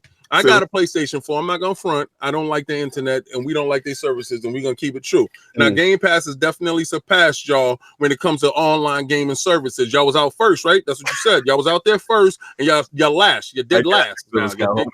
You're dead last right now. So but it's not a us versus them because y'all team now. So it's not a us versus them. It's we versus the world. You understand? I gotta change Phil's name from Phil Dominus to Phil Borg. Because it's the Borg. You have been assimilated. We have got you into the hole right now. You know what happened? Y'all was trying to fight it off for as long as y'all could fight it off, but y'all realized at the end of the day, we all one team. We all one squad. Y'all all will rep the X. So I do appreciate the fact that the cloud gaming and all internet services will definitely be provided to you by Xbox, and it's a good thing because we know the Xbox Live is far superior than that PlayStation stuff, and I like going forward what it looked like. I love what it going forward look like. Now, as far as that niche thing, if Phil would have said that niche thing, the internet would have blew up, because when he said single player games were a thing of the past or something, I forgot what he said, but he phrased it. He said, I'll tell you what he said. Yeah, tell me what he said. He said single player story driven games don't cut it anymore. They don't. And then you said, and then right after that, Nintendo, God of War, and Sony said, "Hold my beer." Technically, he said, technically, he said single player games don't have the impact like they used to. That's all he said. Yeah, and Kratos, you're right. Like when you looked at it, because Sony, that's their whole joint. Single player experiences in the corner. They're not about what their strengths aren't, and their strengths weren't multiplayer stuff. So you're going to talk about a company whose strengths is multiplayer and inclusion, and you're talking about a company that is seclusion, right? So of course their views of it will be different. But when Phil steps out there and he's visible, like you said, a lot of these Microsoft execs are visible and they're seen, so their words carry weight. Now, the fact that this blindsided a lot of people when he said it was niche, because y'all thought y'all was top of the food chain. Y'all thought y'all was bigger the biggest, right? So when he said y'all was niche, that minimized you. And people don't like being minimized. So that's why the internet went into a tizzy, because dying to respond to they didn't like being minimized. Yeah, go for me. Go. May I have a thing. Okay, Mr. Johnson. Yes, sir. You talk a lot about bending the knees, but aren't you like 12'13"? Yeah. Okay. So you have so based on common sense, you have black bond knees. So right. The only person bending the knee is you. Now stop. So here's the thing. So Xbox, what they did was they realized that they can't beat Sony, so they're like, screw it, we'll join them. How is this negative? How is Microsoft joining Sony when it was the other way? No. So you're saying wasn't the other way around. It's not mutually beneficial? Wait, I'll tell you, it's not the other way around. I'm going to tell you why. This is why it's not the other way around, right? Sony has already became dominant in gaming. This is why they had no need to go to E3. When you don't have any competition in that specific realm, there is no need to do that, right? It's not like Microsoft. It's not like Microsoft not going to go through that with a gang load of exclusives. They're going to show up with a bunch of multiplats that will be playing on the PlayStation and the Switch and PC and everything else. So, but what Microsoft did, right? Microsoft is focusing on cloud in their Azure servers, right? Their cloud-based business. That's what they're focused on. They've already failed when it comes to the console. Okay, you know what? I got to rebut. Last generation, they was at 90 million consoles sold. This generation, they barely pushing 40. Okay, So they had 50. Stop that. All right, so what we're gonna do is listen. I got to rebut something with you, right? Okay. Because you definitely made your statement. It was cute. You're not going to E3 because you got no games, but you're going to E3 because Microsoft said come join us because they got games. Now, Microsoft went out and brought studios. You said they were worrying about the cloud. No, they was worrying about multitasking, right? So Sony only focused and they zeroed in. They got game of the year, right? Game of the year zeroed in. Microsoft said we're going to spread it out. We're going to make sure that this cloud of gaming is up because these dudes going to need us soon. So we got to have a strong back to put them on. Right, so now that isn't it a good thing that Microsoft was worrying about those cloud stuff? Isn't it a good thing? Because you would have been under Google right now, right? You would have been under Amazon right now, right? Yeah. But you like the way it felt under Microsoft a little bit better because they got games. I gotta ask Silver Sky this because you made a comment that a lot of people seem to not agree with. Yeah, okay, as far as this whole who came to whom and all this stuff. So Scott, let me ask you this in reference to Sony's. Oh wait, hold on. We missed the super chat. Yeah, I apologize. Yeah, Jason Elliott. He said, "How did they clean up the online experience? You can't always play with people. The harassment is real. I feel that. Definitely got to clean it up." But so Scott, I just want to ask you this in reference to Sony's infrastructure from a cloud standpoint. You felt that they didn't come to Microsoft. They didn't need that improvement to future-proof themselves. I'm confused on that part. We would all be speculating. So I won't say anything that's fact because none of us know. I will say that they bought Gaikai and they have more direct individual servers dedicated to gaming than Microsoft. I know that because a friend of I should see. This is going to sound like I have an insider. Blah blah. Okay, look. Here's the thing. It has nothing to do with gaming. This guy he owns his own cloud services type company, and he on a regular basis goes out to Microsoft's what do they call those things? Whatever the underground, it's like a huge football stadium of just servers. A lot of what my Xbox Live is what do they call them? It's not dedicated servers. It's Azure. It's Azure dedicated servers, though. I'm confused. No. It seems a little prior to Azure, because Azure was in the works for a long time.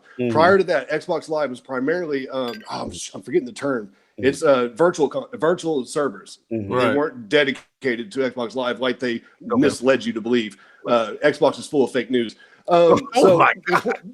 The point is that PlayStation already dove into the dedicated servers a long time ago. They just allocated it to the wrong area. They didn't put it into PSN. It's not integrated with PSN like it should have been a long time ago. It was more dedicated to PlayStation Now, which to me was a bad move. All right, I'm gonna read the super chat. Let's get this super Billy chat. Eagle with the $10. Sorry. Oh wait, you missing one first. Okay, so excited. Callie with the $2 super chat. Sony buying studios as well for next gen. Sony's buying studios? Yeah, they out here. They purchasing them. Philly Eagle with the $10 super chat. Sorry, but that's a bunch of stupidity. Sony, like many other companies, are now a customer of Microsoft. Sure, Sony sold more hardware. Guess what? Microsoft still made more money than Sony off software. What did that money get you this generation? It got y'all to bend the knee. Five studios. No. That cash. That cash is the direct result of your needs. Listen, you 6 years a customer of Microsoft. Like as a gamer, right?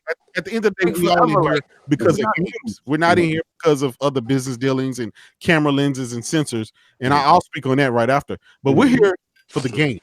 Right. And at the end of the day, Sony can get in bed with Nintendo and Google and whoever, as long as they keep providing me them big mega hits and game of the year contenders. That's all I care about. But at the flip side, it seems like people focusing in on these servers and not the camera sensors, the semiconductors, the AI and the AI tech. Absolutely. So it makes it seem like let's just focus on what Microsoft is getting from this. Sell to Sony and not what Sony is able to sell to. Well, Microsoft. We got to be fair about this. Yeah, that's fair. Okay. All right. Kratos. To answer your thing, like in any type of partnership, it has to be a give and take, right? It can't be, we're just gonna provide you this services like that. I honestly believe, and I hold this to be true. I wanted to get back to how it used to be, where gaming was a feel like you felt like if he had a PlayStation, you can go over his house and you can play it, and you had your Nintendo or whatever, and it was shared. They got to get to that space because I don't care what anybody say. Those White Walkers is real.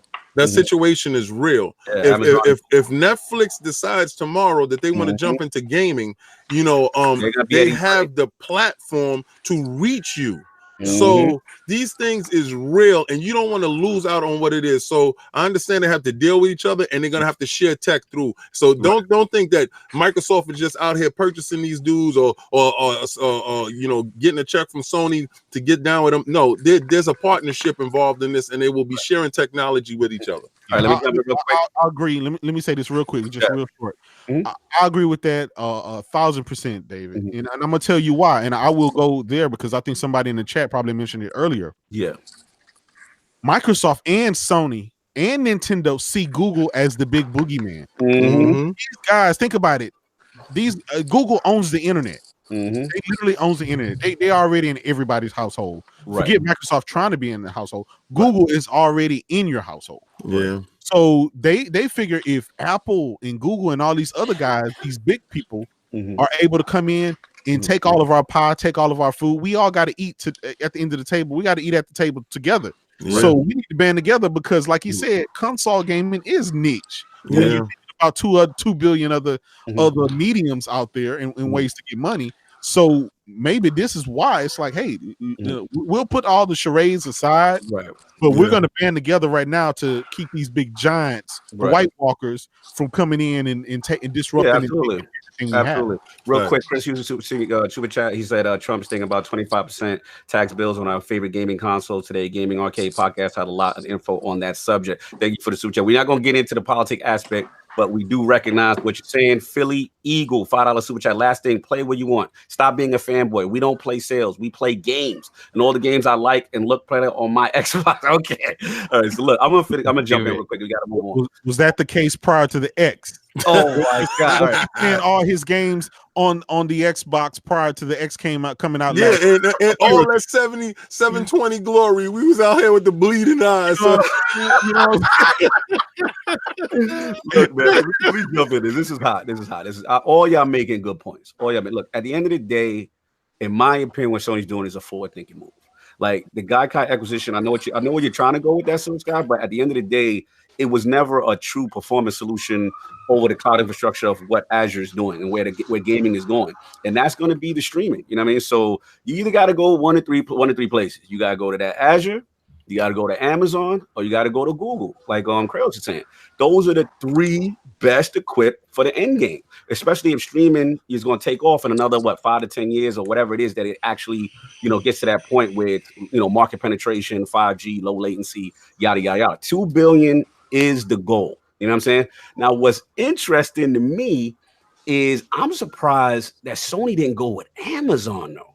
That surprised me. So to me, when I see that to me is a testament to how impressed they were with Microsoft Azure. It boils down to the money because they said Microsoft's Azure service was 94% cheaper. Then right now they're currently with Amazon. Right. For the PS Now, they're currently with that. But the cost of that is astronomical.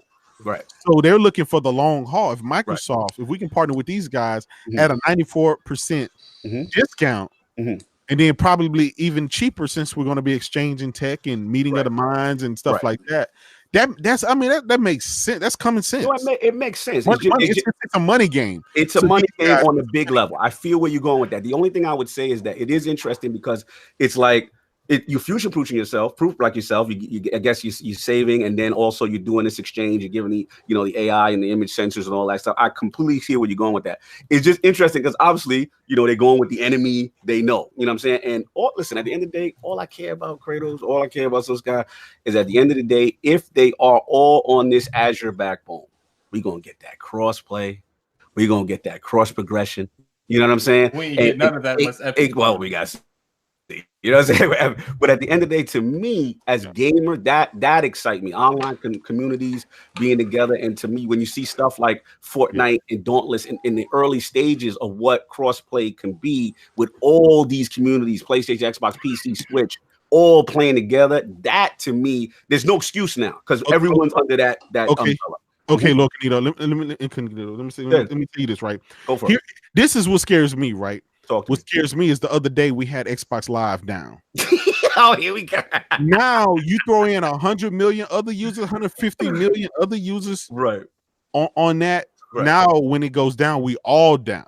You can't jump on your PlayStation, you can't jump on your Switch, and you can't jump on your Xbox. You're gonna stop because you know that PlayStation is down right now as we on this podcast. They down right now. That's why we're doing the podcast right now because PlayStation is down. Amazon. In fairness to Rock, so mad people been having problems with this Hangout, but jump on Google server ain't been lit right now on this Hangout. Just in fairness, y'all just spread more fake news. If you follow Xbox support and PlayStation support, Xbox Live is down on a much more regular basis than PlayStation. Facts. Right. We also want to talk about cloud Azure. The difference is one that. Azure infrastructure is far reaching and way more superior than Gaikai. Oh, for sure. That's not what I was getting at. Yeah, but I mean, at the end of the day, networks go down. Networks go down. I mean, that's just the nature. Yeah. No, I agree with that. Especially when 90% of your user base is on it. Like, I can't say that for PlayStation. Oh my God! They have more people on their service. What are you talking about? Okay, so you're gonna tell me what's the percentage? What's the percentage? I don't work for these people. Okay, because I honestly, a lot of people got PlayStation, but they're not online. A lot of them they just dropped the stats. They say there was 94 million PS Plus accounts. Yeah, it's accounts. I'm talking about online, active online. I'm talking about engagement, baby. Busy with the AWS servers are awful anyway. Most of these free-to-play games are cruddy servers just using AWS source. I suffered through Arc for years. Okay. That must be what Dauntless is on to make me wait for 30,000 people to get on that. I have a quick question. How come I can get online and play The Last of Us without any wait time? Because there ain't nobody there. No, just you. No, that's all I'm saying. No. I can get in and find a match with no waits. There's nobody playing that. That's literally just you. Hey, to be fair, there's more people playing The Last of Us and Uncharted multiplayer than people that are playing Crackdown 3 that just launched. I thought you was gonna go to Destiny because I'm not even playing Crackdown 3. There's actually a lot of people playing. That multiplayer is so slept on. That game is so damn old, right?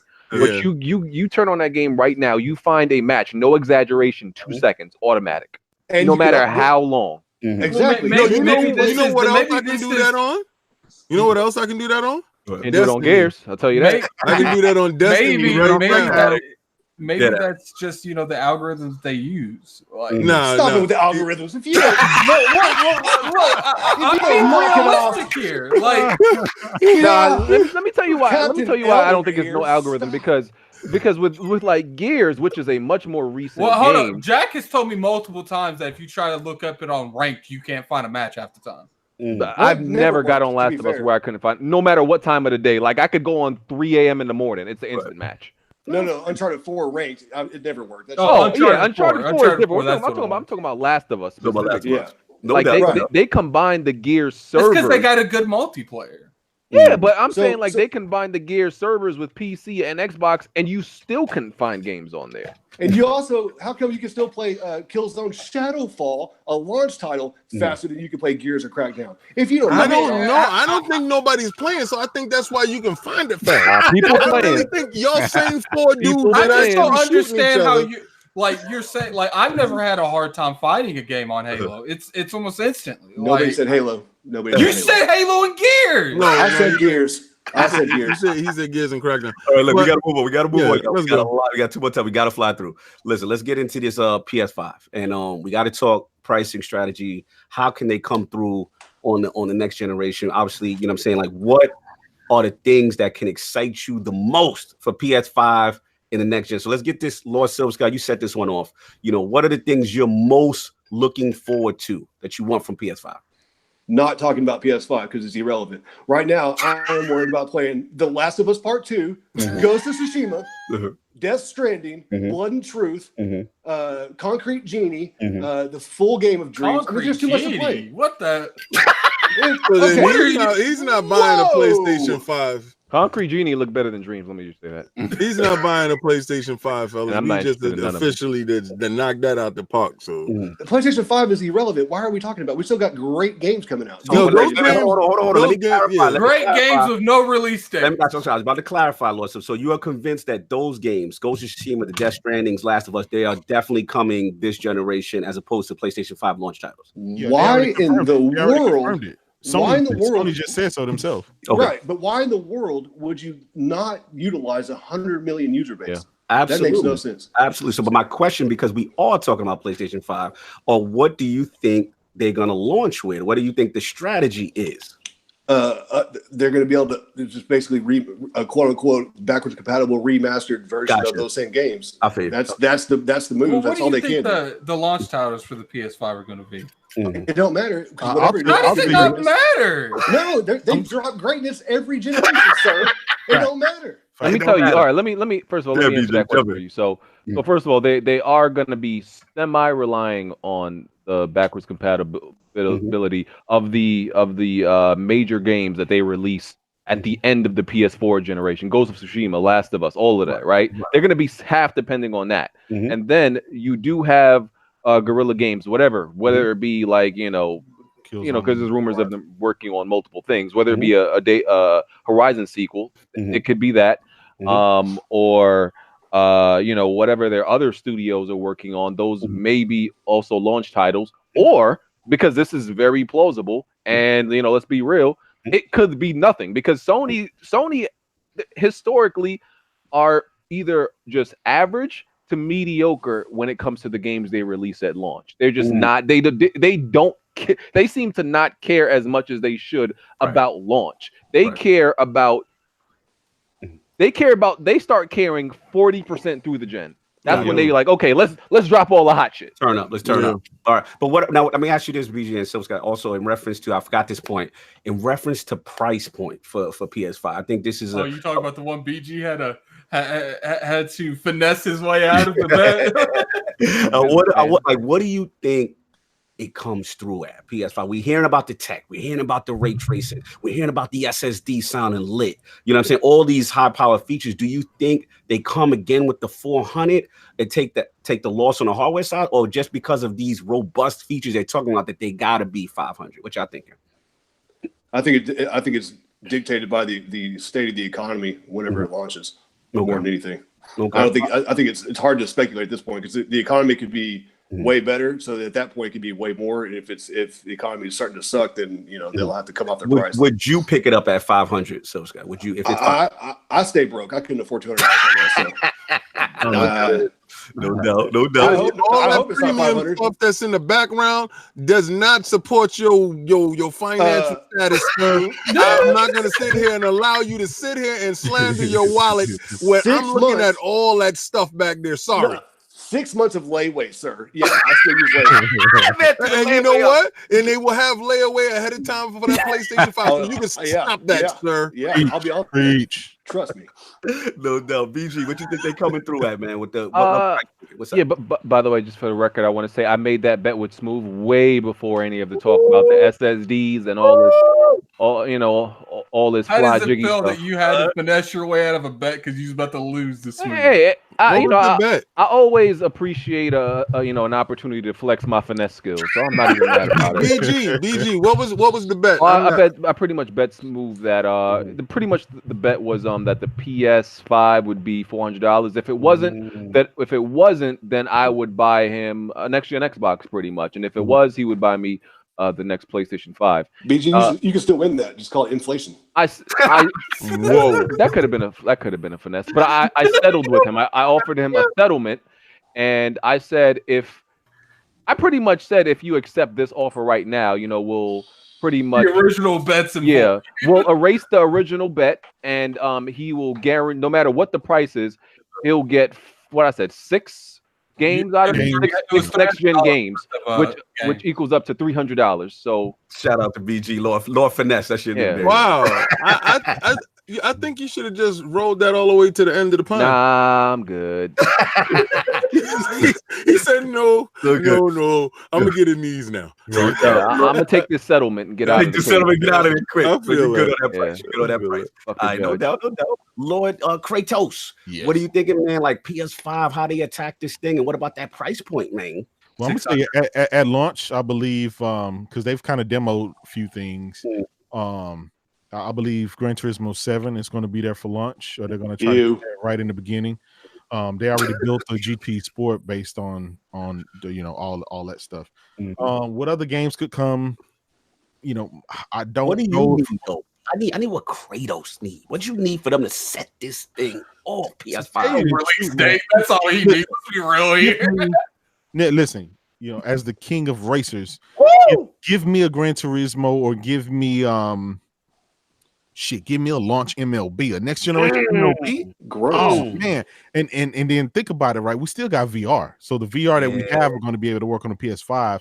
So give me some of those, some more of those titles. So to tell you the truth, most people, because of this generation, they were already sold on the PS5. So it didn't matter what price it comes at. It doesn't matter what, they're already sold because they're looking for the sequels to the games that they got. Kratos, may I interject real quick? Go ahead. Here we go. Okay. I just want to add, here's what sells PS5. I forgot to mention this. Kratos versus Thor. Drop mic. Oh yeah. Oh yeah. That's coming out on launch. But that's man, that game there is another 3 to 4 years. It don't matter. I think that's maybe a year or two after. No, they're not. So then we can get the complete God of War game that was supposed to come out. Oh facts. My God. Facts. That was a reach. That was a reach. No, Silver just told me facts because you can see Asgard in that damn game, and I can't read it. No, I'm so sorry, man. That was a reach. There ain't no trilogy. It's called you couldn't fit that content in there, and y'all wanted to milk my pocket. Shout out to Spider-Man. Ref overreaching. That bitch is a foul of the field. She's a foul of the field. It's overreaching because first of all, the amount of content that was in that game, because the regurgitated content. Okay, first of all, play it harder now. The amount of content. Let me explain something. The amount of content that's in God of War blew even my mind. Nobody expected because they told us it was only gonna. We heard from Corey that it was gonna be like 20, 25 hours. It was exactly that. No, it wasn't. No. Unless you played it twice. No. The game was not 20, 25 hours. It's only 20, 25 hours if you literally only did what you absolutely needed to beat the game. Right? It's way longer than my that. joint is I did everything and I did all that stupid extra stuff. You fought all of the dragons. Yes, I did all of that. I killed all of them. I did it myself. Go check it. It's called Xbox. Also, level 01 on my PlayStation. What's your gamer tag on PlayStation? That's right. Xbox 360 level 01. I'm gonna check that. I'm gonna check that. And King, also, we need David. We need to make sure that you didn't put it on easy mode, man. Kratos, listen, yeah. Kratos, I put it on casual. At no point in time you're gonna shame me on how I play. Wait, hold on, because there's shady stuff. People out here sending people they save files. No. Yo, BG, no, I played the game myself. Actually, I gave it big up, but I thought Spider-Man was a better game because it was a complete game. But let me say this. Let me say this real quick, right? Okay, so people are saying, like, some people, right? It's incomplete because you could see some other realms that you can't get to. But here's the thing, right? They never meant for you to go to every single realm, because if you can get to every single realm, there's a whole bunch of things that you can access that you shouldn't be able to access yet. So what are they going to do? Are they going to, are we going to not put these realms there, even though people obviously know they exist? All right. And just pretend that they shouldn't be there. And then in the next game, suddenly, here's the realm that you couldn't get to. When you're using the little wheel thing, like they had to be on the wheel. Like, all right, it had to be there. All right, BG. Wait, real quick. You went and purchased your car, right? Your car got 5 gears, and you can only get to 3 gears. Are you gonna take that car back? Are you gonna be satisfied with your vehicle? This is like saying any game that has an expansion or a sequel is incomplete. It is not there. That's like the same thing. I want to buy Asgard now. Who told you that was supposed to be in the first game? Well, the game showed me it, and I can't get it. Okay, hold on. Spider-Man showed you the other borrows. Oh, you know what's crazy? Facts. He got you. Get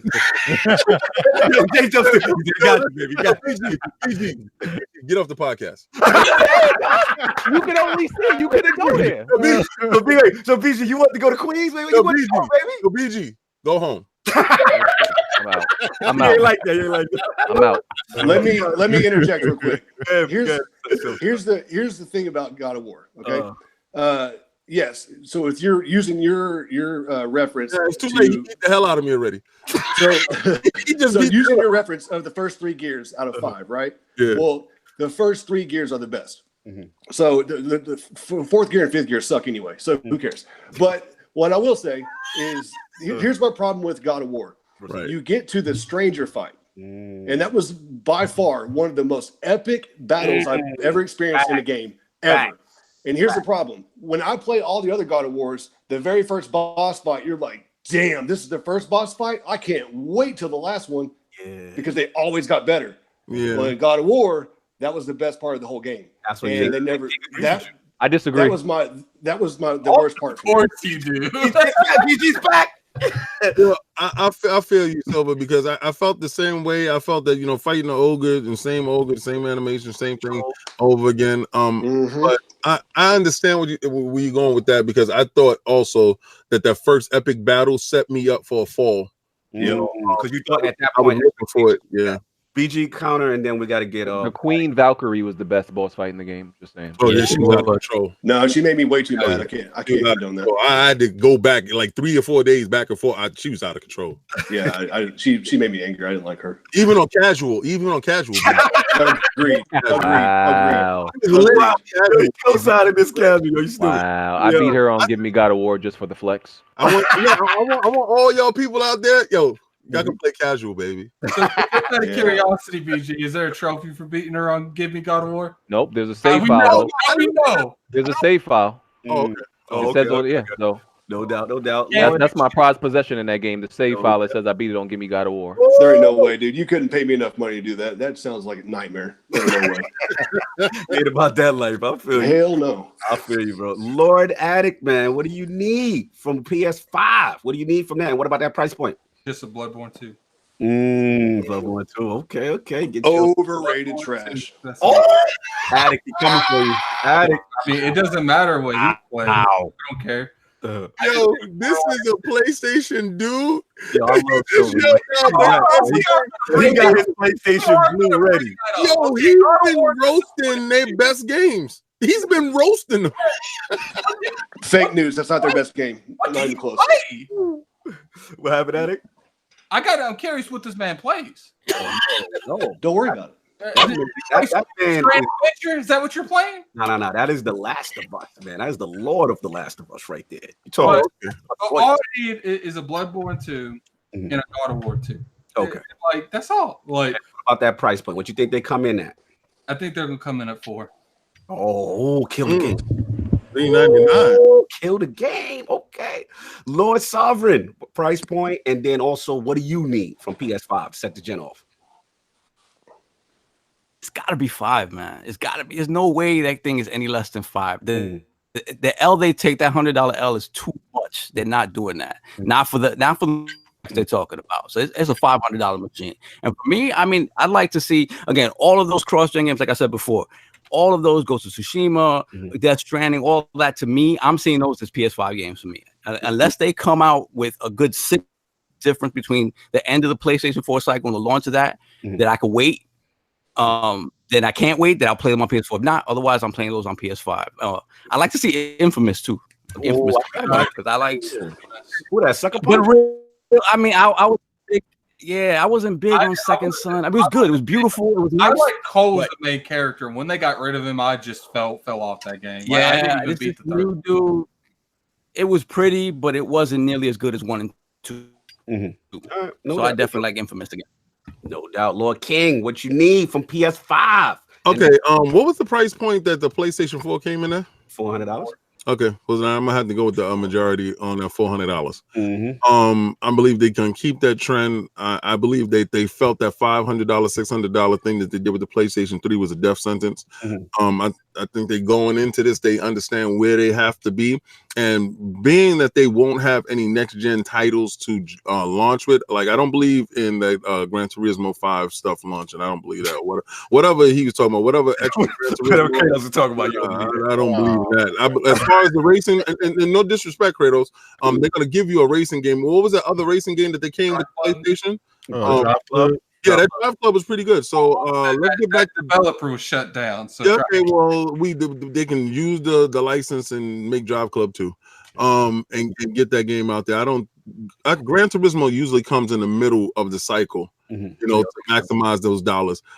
So I do believe it'll be 400. I don't think that they can play in that space with Microsoft going into this next generation. And as far as what Sovereign said, yeah, definitely, I'm not buying not one of those titles on that PlayStation 4. That PlayStation 4 is going to be used. Shout out to Silver for to go for my PlayStation 5. So for at least 5-6 months, I'm getting maximum dollar on that PlayStation 4, so it's going right to the store. I'm going right to GameStop because that's where I'm going to get my PlayStation 5. Trade your 4 right in. Yeah, it's out of here. Can I say one thing? Yes, good. How is it? Because a lot of people think this, or they've said this before. Some kind of way they think that the Xbox was justified in its multiple $500 prices on its systems, but. And then they said the Sony, they feel like the PlayStation should always be cheaper than the Xbox, and I don't get that logic or that theory on that. Because that's because you're coming from a Trump Xbox did mindset. not succeed at $500. No, that's because you're coming from I just don't get from a Trump mindset. You're coming from a Trump mindset, sir. Not all of us have Trump money. Oh my God. Well, the thing is this, right? I'm just saying, some people just don't have a problem with spending $500 for Xbox anytime, but they have a problem with spending $500 for the next generation. I think you got a point. Kratos. I think what it is because a lot of let's be real, like with the start of the generation, the two death blows, right? We know about the used games. This is how you trade used games, right? That was one of the death blows. And then the other one was the price point. You know what I'm saying? We got to keep it true as far as some definitive factors in the beginning that gave them the jump shot, and the fact that they were actually more powerful. They were doing the 1080p most of the games. So I think people are just assuming that they would do that. But I agree, like a lot of people had no problem paying $5 for an X, right? So the reason why what he's saying is true is because it was superior tech. Like when the tech is superior, people's gonna pay superior tech money. Right, so is an assumption that the PlayStation 5 is going to come in a little bit under what the Anaconda is. So we expect the Anaconda to be price-wise a little bit more, then we expect the PlayStation to come in a little bit less. We want it to come in a little bit less. I hope it comes in a little bit less. I hope it comes in at that $400. You understand? Because so it can justify that price. Because if the Anaconda is a little bit more powerful, and they come in at the same price point, they can't do that. Like you can't. I don't care what games you got on deck. You can't say $500 and you can't match them horsepower for horsepower. But what about the exclusive lineup, King? I mean, they're sitting on bangers. They got those bangers. I'm gonna get them all. People going to buy. So I mean, in Sony's defense, Microsoft doesn't have that software cachet. They can get away with that. Like these guys got a lot of, like you said, the Spider-Mans. They're sitting on so many sequels. The Horizon. You're looking at pedigree versus initial launch titles. Right. We know those to launch titles, and I think, like Sovereign said, they're gonna leverage those end of the year, end of the cycle games, like the PlayStation 4 games, the Ghost of Tsushima, Death Stranding, all those games. Yeah. We'll be able to play them at higher resolutions, better frame rate on a PlayStation 5. They got me for that. I'm going to get that. I don't want to buy those games if they're inferior games on the PlayStation Pro. I don't care. No, I get that. The super chat, sir. Go ahead. Go get it. Yeah, the Stitch with the super chat. I think he wants him to read it. Oh, okay. Sorry. PlayStation 5 at $500 and $10 increase on PSN to pay Master Phil for Xbox Live. That's probably true. Shout out to So Excited. Here, Kelly, the $2 super chat. Y'all think Lost Soul aside a PS5 title or PS4? I don't. What's PS4? The Lost Soul aside. Oh, okay. I don't even know about that one. That's what's up. Let me jump in.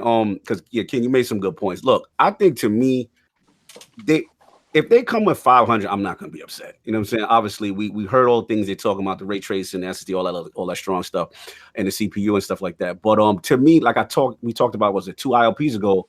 I want to see where they come in PS5 price point and that Lockhart price point. I'm dying to know what that is. But I will say this: if Sony's aggressive and put out that 400, that could dictate a lot. That could set it off. Like if they 400, exactly. Woo, man! I mean, you got that library. And here's the thing: we got Last of Us 2. You know what I'm saying? Whether it's going to be a cross-generational title or a launch, we'll see. Hope so. Ghost of Tsushima. We ain't even talk about that. That look crazy. You know what I'm saying? I personally don't like VR, but at the end of the day, they have stayed committed to it. We know they're going to double down on it. If they got the untethered joint, you know what I'm saying? It'll be in a more powerful version. They're sitting on stuff. So, we'll see. You know what I'm saying? And we'll see what's going on with that. The last point was, and then we'll get out of here because we rolling kind of long, is obviously we know no E3, right? But aside from that, what is the most disappointing thing that can happen for Sony for the remainder of 2019? So I'm gonna get BG. Actually, I'm gonna get the Lord set it off first. Let's get the Lord. Attic, because I know you got rolls to it. Attic, what's going on, man? What upsets you? VR, a little bit of VR, and a lot of VR. They're in the bushes. You don't want to hear about no VR. I'm not even talking about it. All right, no doubt. Lord, solve. What would piss you off for the remainder of the 2019 with Sony? I think if none of this happens, right? What if what BG said is right and there's no Last of Us, nothing like that, and there's nothing the rest of the year? Like if there's nothing the rest of the year, I'd be kind of pissed off because I'm looking forward to the Last of Us. No doubt. Lord King, what would be the most disappointing and piss you off? This would be the most disappointing for the PlayStation fanboy in my chest, right? Because he in there, he's screaming, he locked up, but he in there. If they come out on Microsoft stage with the Kumbaya, and listen, and then the Xbox dude inside of me that locked up the PlayStation dude is like, yes, bring him on stage with a Kumbaya. So it will be disappointing and it will be elating all at the same time. You are hilarious. Lord BG, what is the most disappointing thing that Sony could do to end this generation or 2019? All right, BG's in the bushes. Hopefully we get him back. Lord Silver, what is the most... I was on mute, my bad. I got BG. Man, I just listen. I would like Last of Us to come out this year. I don't think it is, but I would like it. And I just think that, man, I don't, because I'm not really expecting. I'm not expecting that much from Sony this year because I understand this is the transition period. Yeah. I just, I'm just overall kind of bored with the fact, like I said, that they haven't been, in the multiplayer sphere this generation. I think this has been a terrible generation for multiplayer games in general. Good point. So you would be saying there's no multiplayer anything? Yeah, just in general. I feel like I haven't really had no, multiplayer games to play. No doubt. Lord Silver, what would piss you off the way Sony ended 2019? Okay, 2 parts to the same thing. A would be if the collector's edition for The Last of Us Part 2 is $250.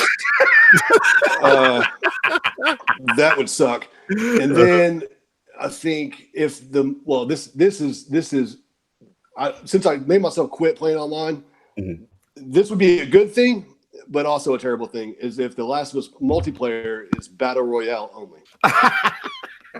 So if it's battle royale only, that means I'm happy because I don't have to worry about playing it. But I also want to play it. So if it's battle royale only, I refuse to play it. So that's probably what I'm going to go with. Because other than that, Sony drops greatness year after year, every year. I ain't got nothing to worry about. You ain't got to worry about them be disappointed, right? So you good. Your people are good. I'm good. All good. My man Silver repping that Sony. I respect that. Oh, one more thing. Can y'all refrain from throwing around Anaconda so much? Because as a single white guy, it's very. It makes me feel very emasculated. So you know. Fair enough, Lord Silver. Lord Kratos, this is what I'm curious about. What would piss you off? What would disappoint you for the remainder of 2019? So, what'll make me, really pissed off is if all we get from here on out for the remainder of the year, if we don't get any more of those big AAA games. I love the VR, man. It really tides me over. It really gives me another way to play. Even the smaller titles like Medieval and stuff like that. All of that is good and dandy, and I buy it all and I play it and I enjoy it all. But to just have Days Gone as one of your big that sounds like slander for this year would, to me, that'll be disappointing, and only because my expectation is that they're going to release at least. They have to release one of their big 4 other games that they have. Come on, just give us one, and then the next year you can do whatever. But come on, you got to do something. I feel you, Kratos. You in my notes. No, you done took the show. I've been very lenient, right? They're not going to be at E3. They didn't have a PSX. You like, I've been nice. You like Kratos like, I've been nice. I'm like, okay, well, they're doing this for a reason, but that reason better be validated by something and not just because you was trying to save a few bucks. I feel you. That would piss me off. I feel you. I'm with you. Kratos got in my notes right now. Yeah, man. I just need one banger. One last banger. Close it out. Whether it be, you know what I'm saying, like I said, The Last of Us, you know what I'm saying, or any of them. Yeah, you know what I'm saying? Because to me, you guys better be prepared to be pissed off. Listen, if it's just VR stuff at the end, that's an L for me. I don't like. Let's just finish strong. Strong. Exactly. You know what I'm saying? You got the Days Gone joint. You know what I'm saying? And I gotta, Attic, you're gonna be mad, but I want if it's gonna be for next gen, this is what I need for PlayStation, man. We got to bring back the OG of this. You know what I'm saying? We got to bring this back. Black Kratos. Baby, you know what I'm saying? We need that too. That thing is trash. Nah, no, come on, BG. This was the GOAT right here. You know what I'm saying? All they need was the act. Man, did you just call out for another handheld? Yes. Yo, the Vita. Let me tell you why. You go home. Nah, bro. The Vita, they have a patent. They have a patent for a new handheld. That's what I'm saying, bro. All you need is the remote play. Come back. That's it.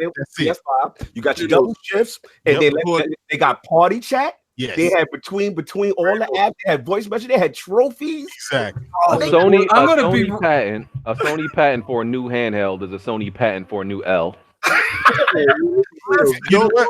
Maybe so, but maybe the way to keep the price down from that, right, is just make the system where it's a remote play accessory. I get it, Kratos. Make it that is only cloud enabled with Microsoft. Yo, they got Microsoft Cloud, Azure. Make it nothing inside the system.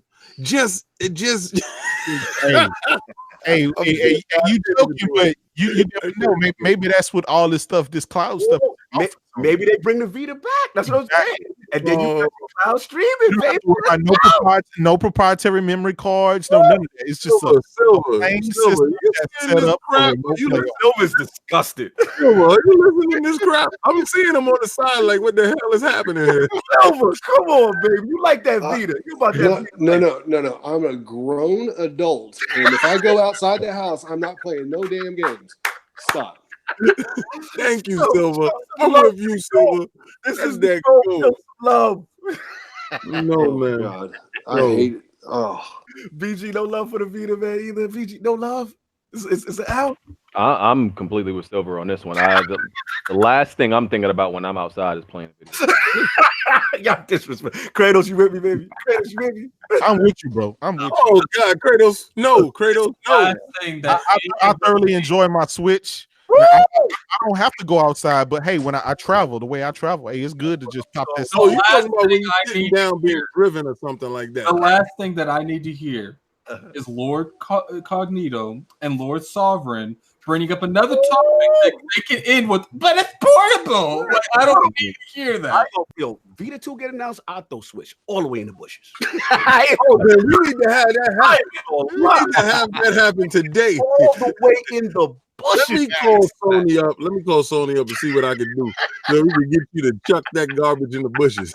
And that is the end of the 2019 prediction series. Salute Lord Kratos, Lord Silver, Lord BG in the building. My man Jay Bart couldn't make it, salute him as well.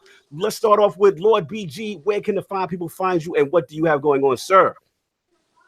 I am struggling to play Days Gone, and in the time that no joke, you can check my Twitter. In the time that we been playing been doing this podcast, I ran into like 3 seriously ridiculous bugs, and I uploaded them to Twitter. So you can check that out if you want. Like you threw him like a rag doll off the bike. So I'm literally driving like maybe 5 miles per hour on the bike, and I'm driving into camp, and then one of the NPCs spawns like into my bike, and then my bike gets thrown across like 20 feet across, and then I instantly die. The Days Gone slander is real. After driving like 5 miles an hour. And then a bear like tries to attack my bike, and then the bike launches the bear like 20 feet into the air. Like, oh man, that sounds like a good time. It sounds fun. Yeah, I respect it. I'm done with it. It's something. But Weapon Wheel podcast at 6:30. Oh, 6:30 tonight. That's right, baby. Get in the BG. Salute for coming through, brother. Always a pleasure. You already know. Lord Kratos back in the round talking that talk. What's going on, brother? Where can the fine people find you? What you got going? You guys can find me on Twitter at JDubCity16. Trying to keep you guys laughing with the gifts and the memes. You know what I mean? Just starting a YouTube channel, man. Just starting a new one. My other one gone. Hopefully, you guys. I was gonna struggle with it. I mean, but this one here, I'm gonna build it out right, and got some big things coming. So okay, that's what's up, brother. Hopefully, see you out there in LA. You know what I'm saying? Hopefully, you know what I'm saying. We link up. You already know, and of course, the man who has been super lit today, repping that Sony flag hard, my man, Lord Silver Sky. What's going on, brother? Where can the fine people find you? What you got going on? I only really do the Twitter because YouTube.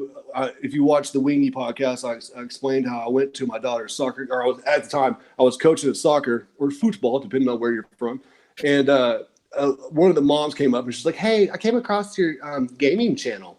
And it was in that moment that I realized I need to stop doing YouTube because that is embarrassing as all get out.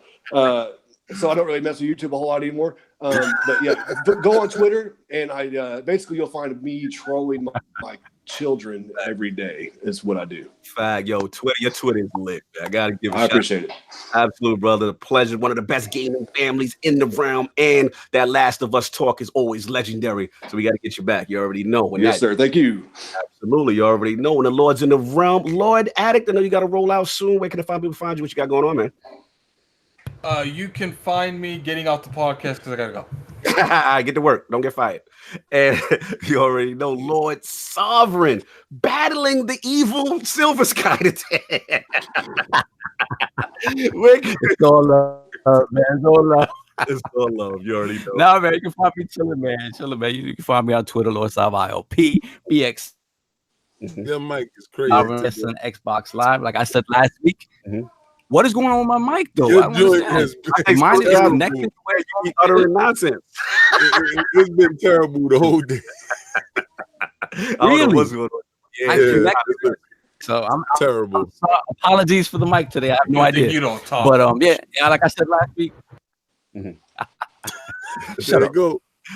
Good. As you said last week. What are you hearing from me? Is it choppy? It's dropping. We ain't hearing nothing. That's the issue. All right. So yeah, like I said last week, we planning some stuff for E3. So look out for that. In terms of stuff on the show floor, in terms of stuff that we're gonna be doing from the complex. I know King has got some things percolating, so just look out for all that stuff. No doubt, you already know. Lord, you can't even hear me when I end. I heard you there. Just dropping it out. Lord King out here taking knees, wanting people to bend the knee, all type of subjugation going on out here. This was your moment to talk your talk. So where can the fine people find you and the King of Statue? What is going on, sir? First and foremost, I would like to thank BG. I would like to thank J Dub, and I would like to thank Silver Scott. BG had I had the pleasure to be on Weapon Wheel, and he treated me fantastic. The show was fantastic. And he is a friend to the realm. Thanks. And a true gentleman. Thank you so much for showing up, sir. I do appreciate it, and I love all the commentary that we had going with each other in the dialogue. It was great. Same thing with J Dubs. J Dubs is my dude. We will be out in LA together. We will be at Fan Fest, and I can give him the grand tour of how Microsoft really do things. So I really think y'all gonna see a different J Dub after E3. To be honest with you, seriously, I think he's gonna change. Oh my God, continue. And Silver, love the bed, my dude. I love the respect. I totally respect everything. It's the first time I'm meeting you, and it was fantastic. I love the dialogue. I love the premium stuff in the background. I love the repping 100%. It was a great show, and I do appreciate you coming through. It was fantastic. Thank you so much. I will definitely find you. So you don't do the Twitter.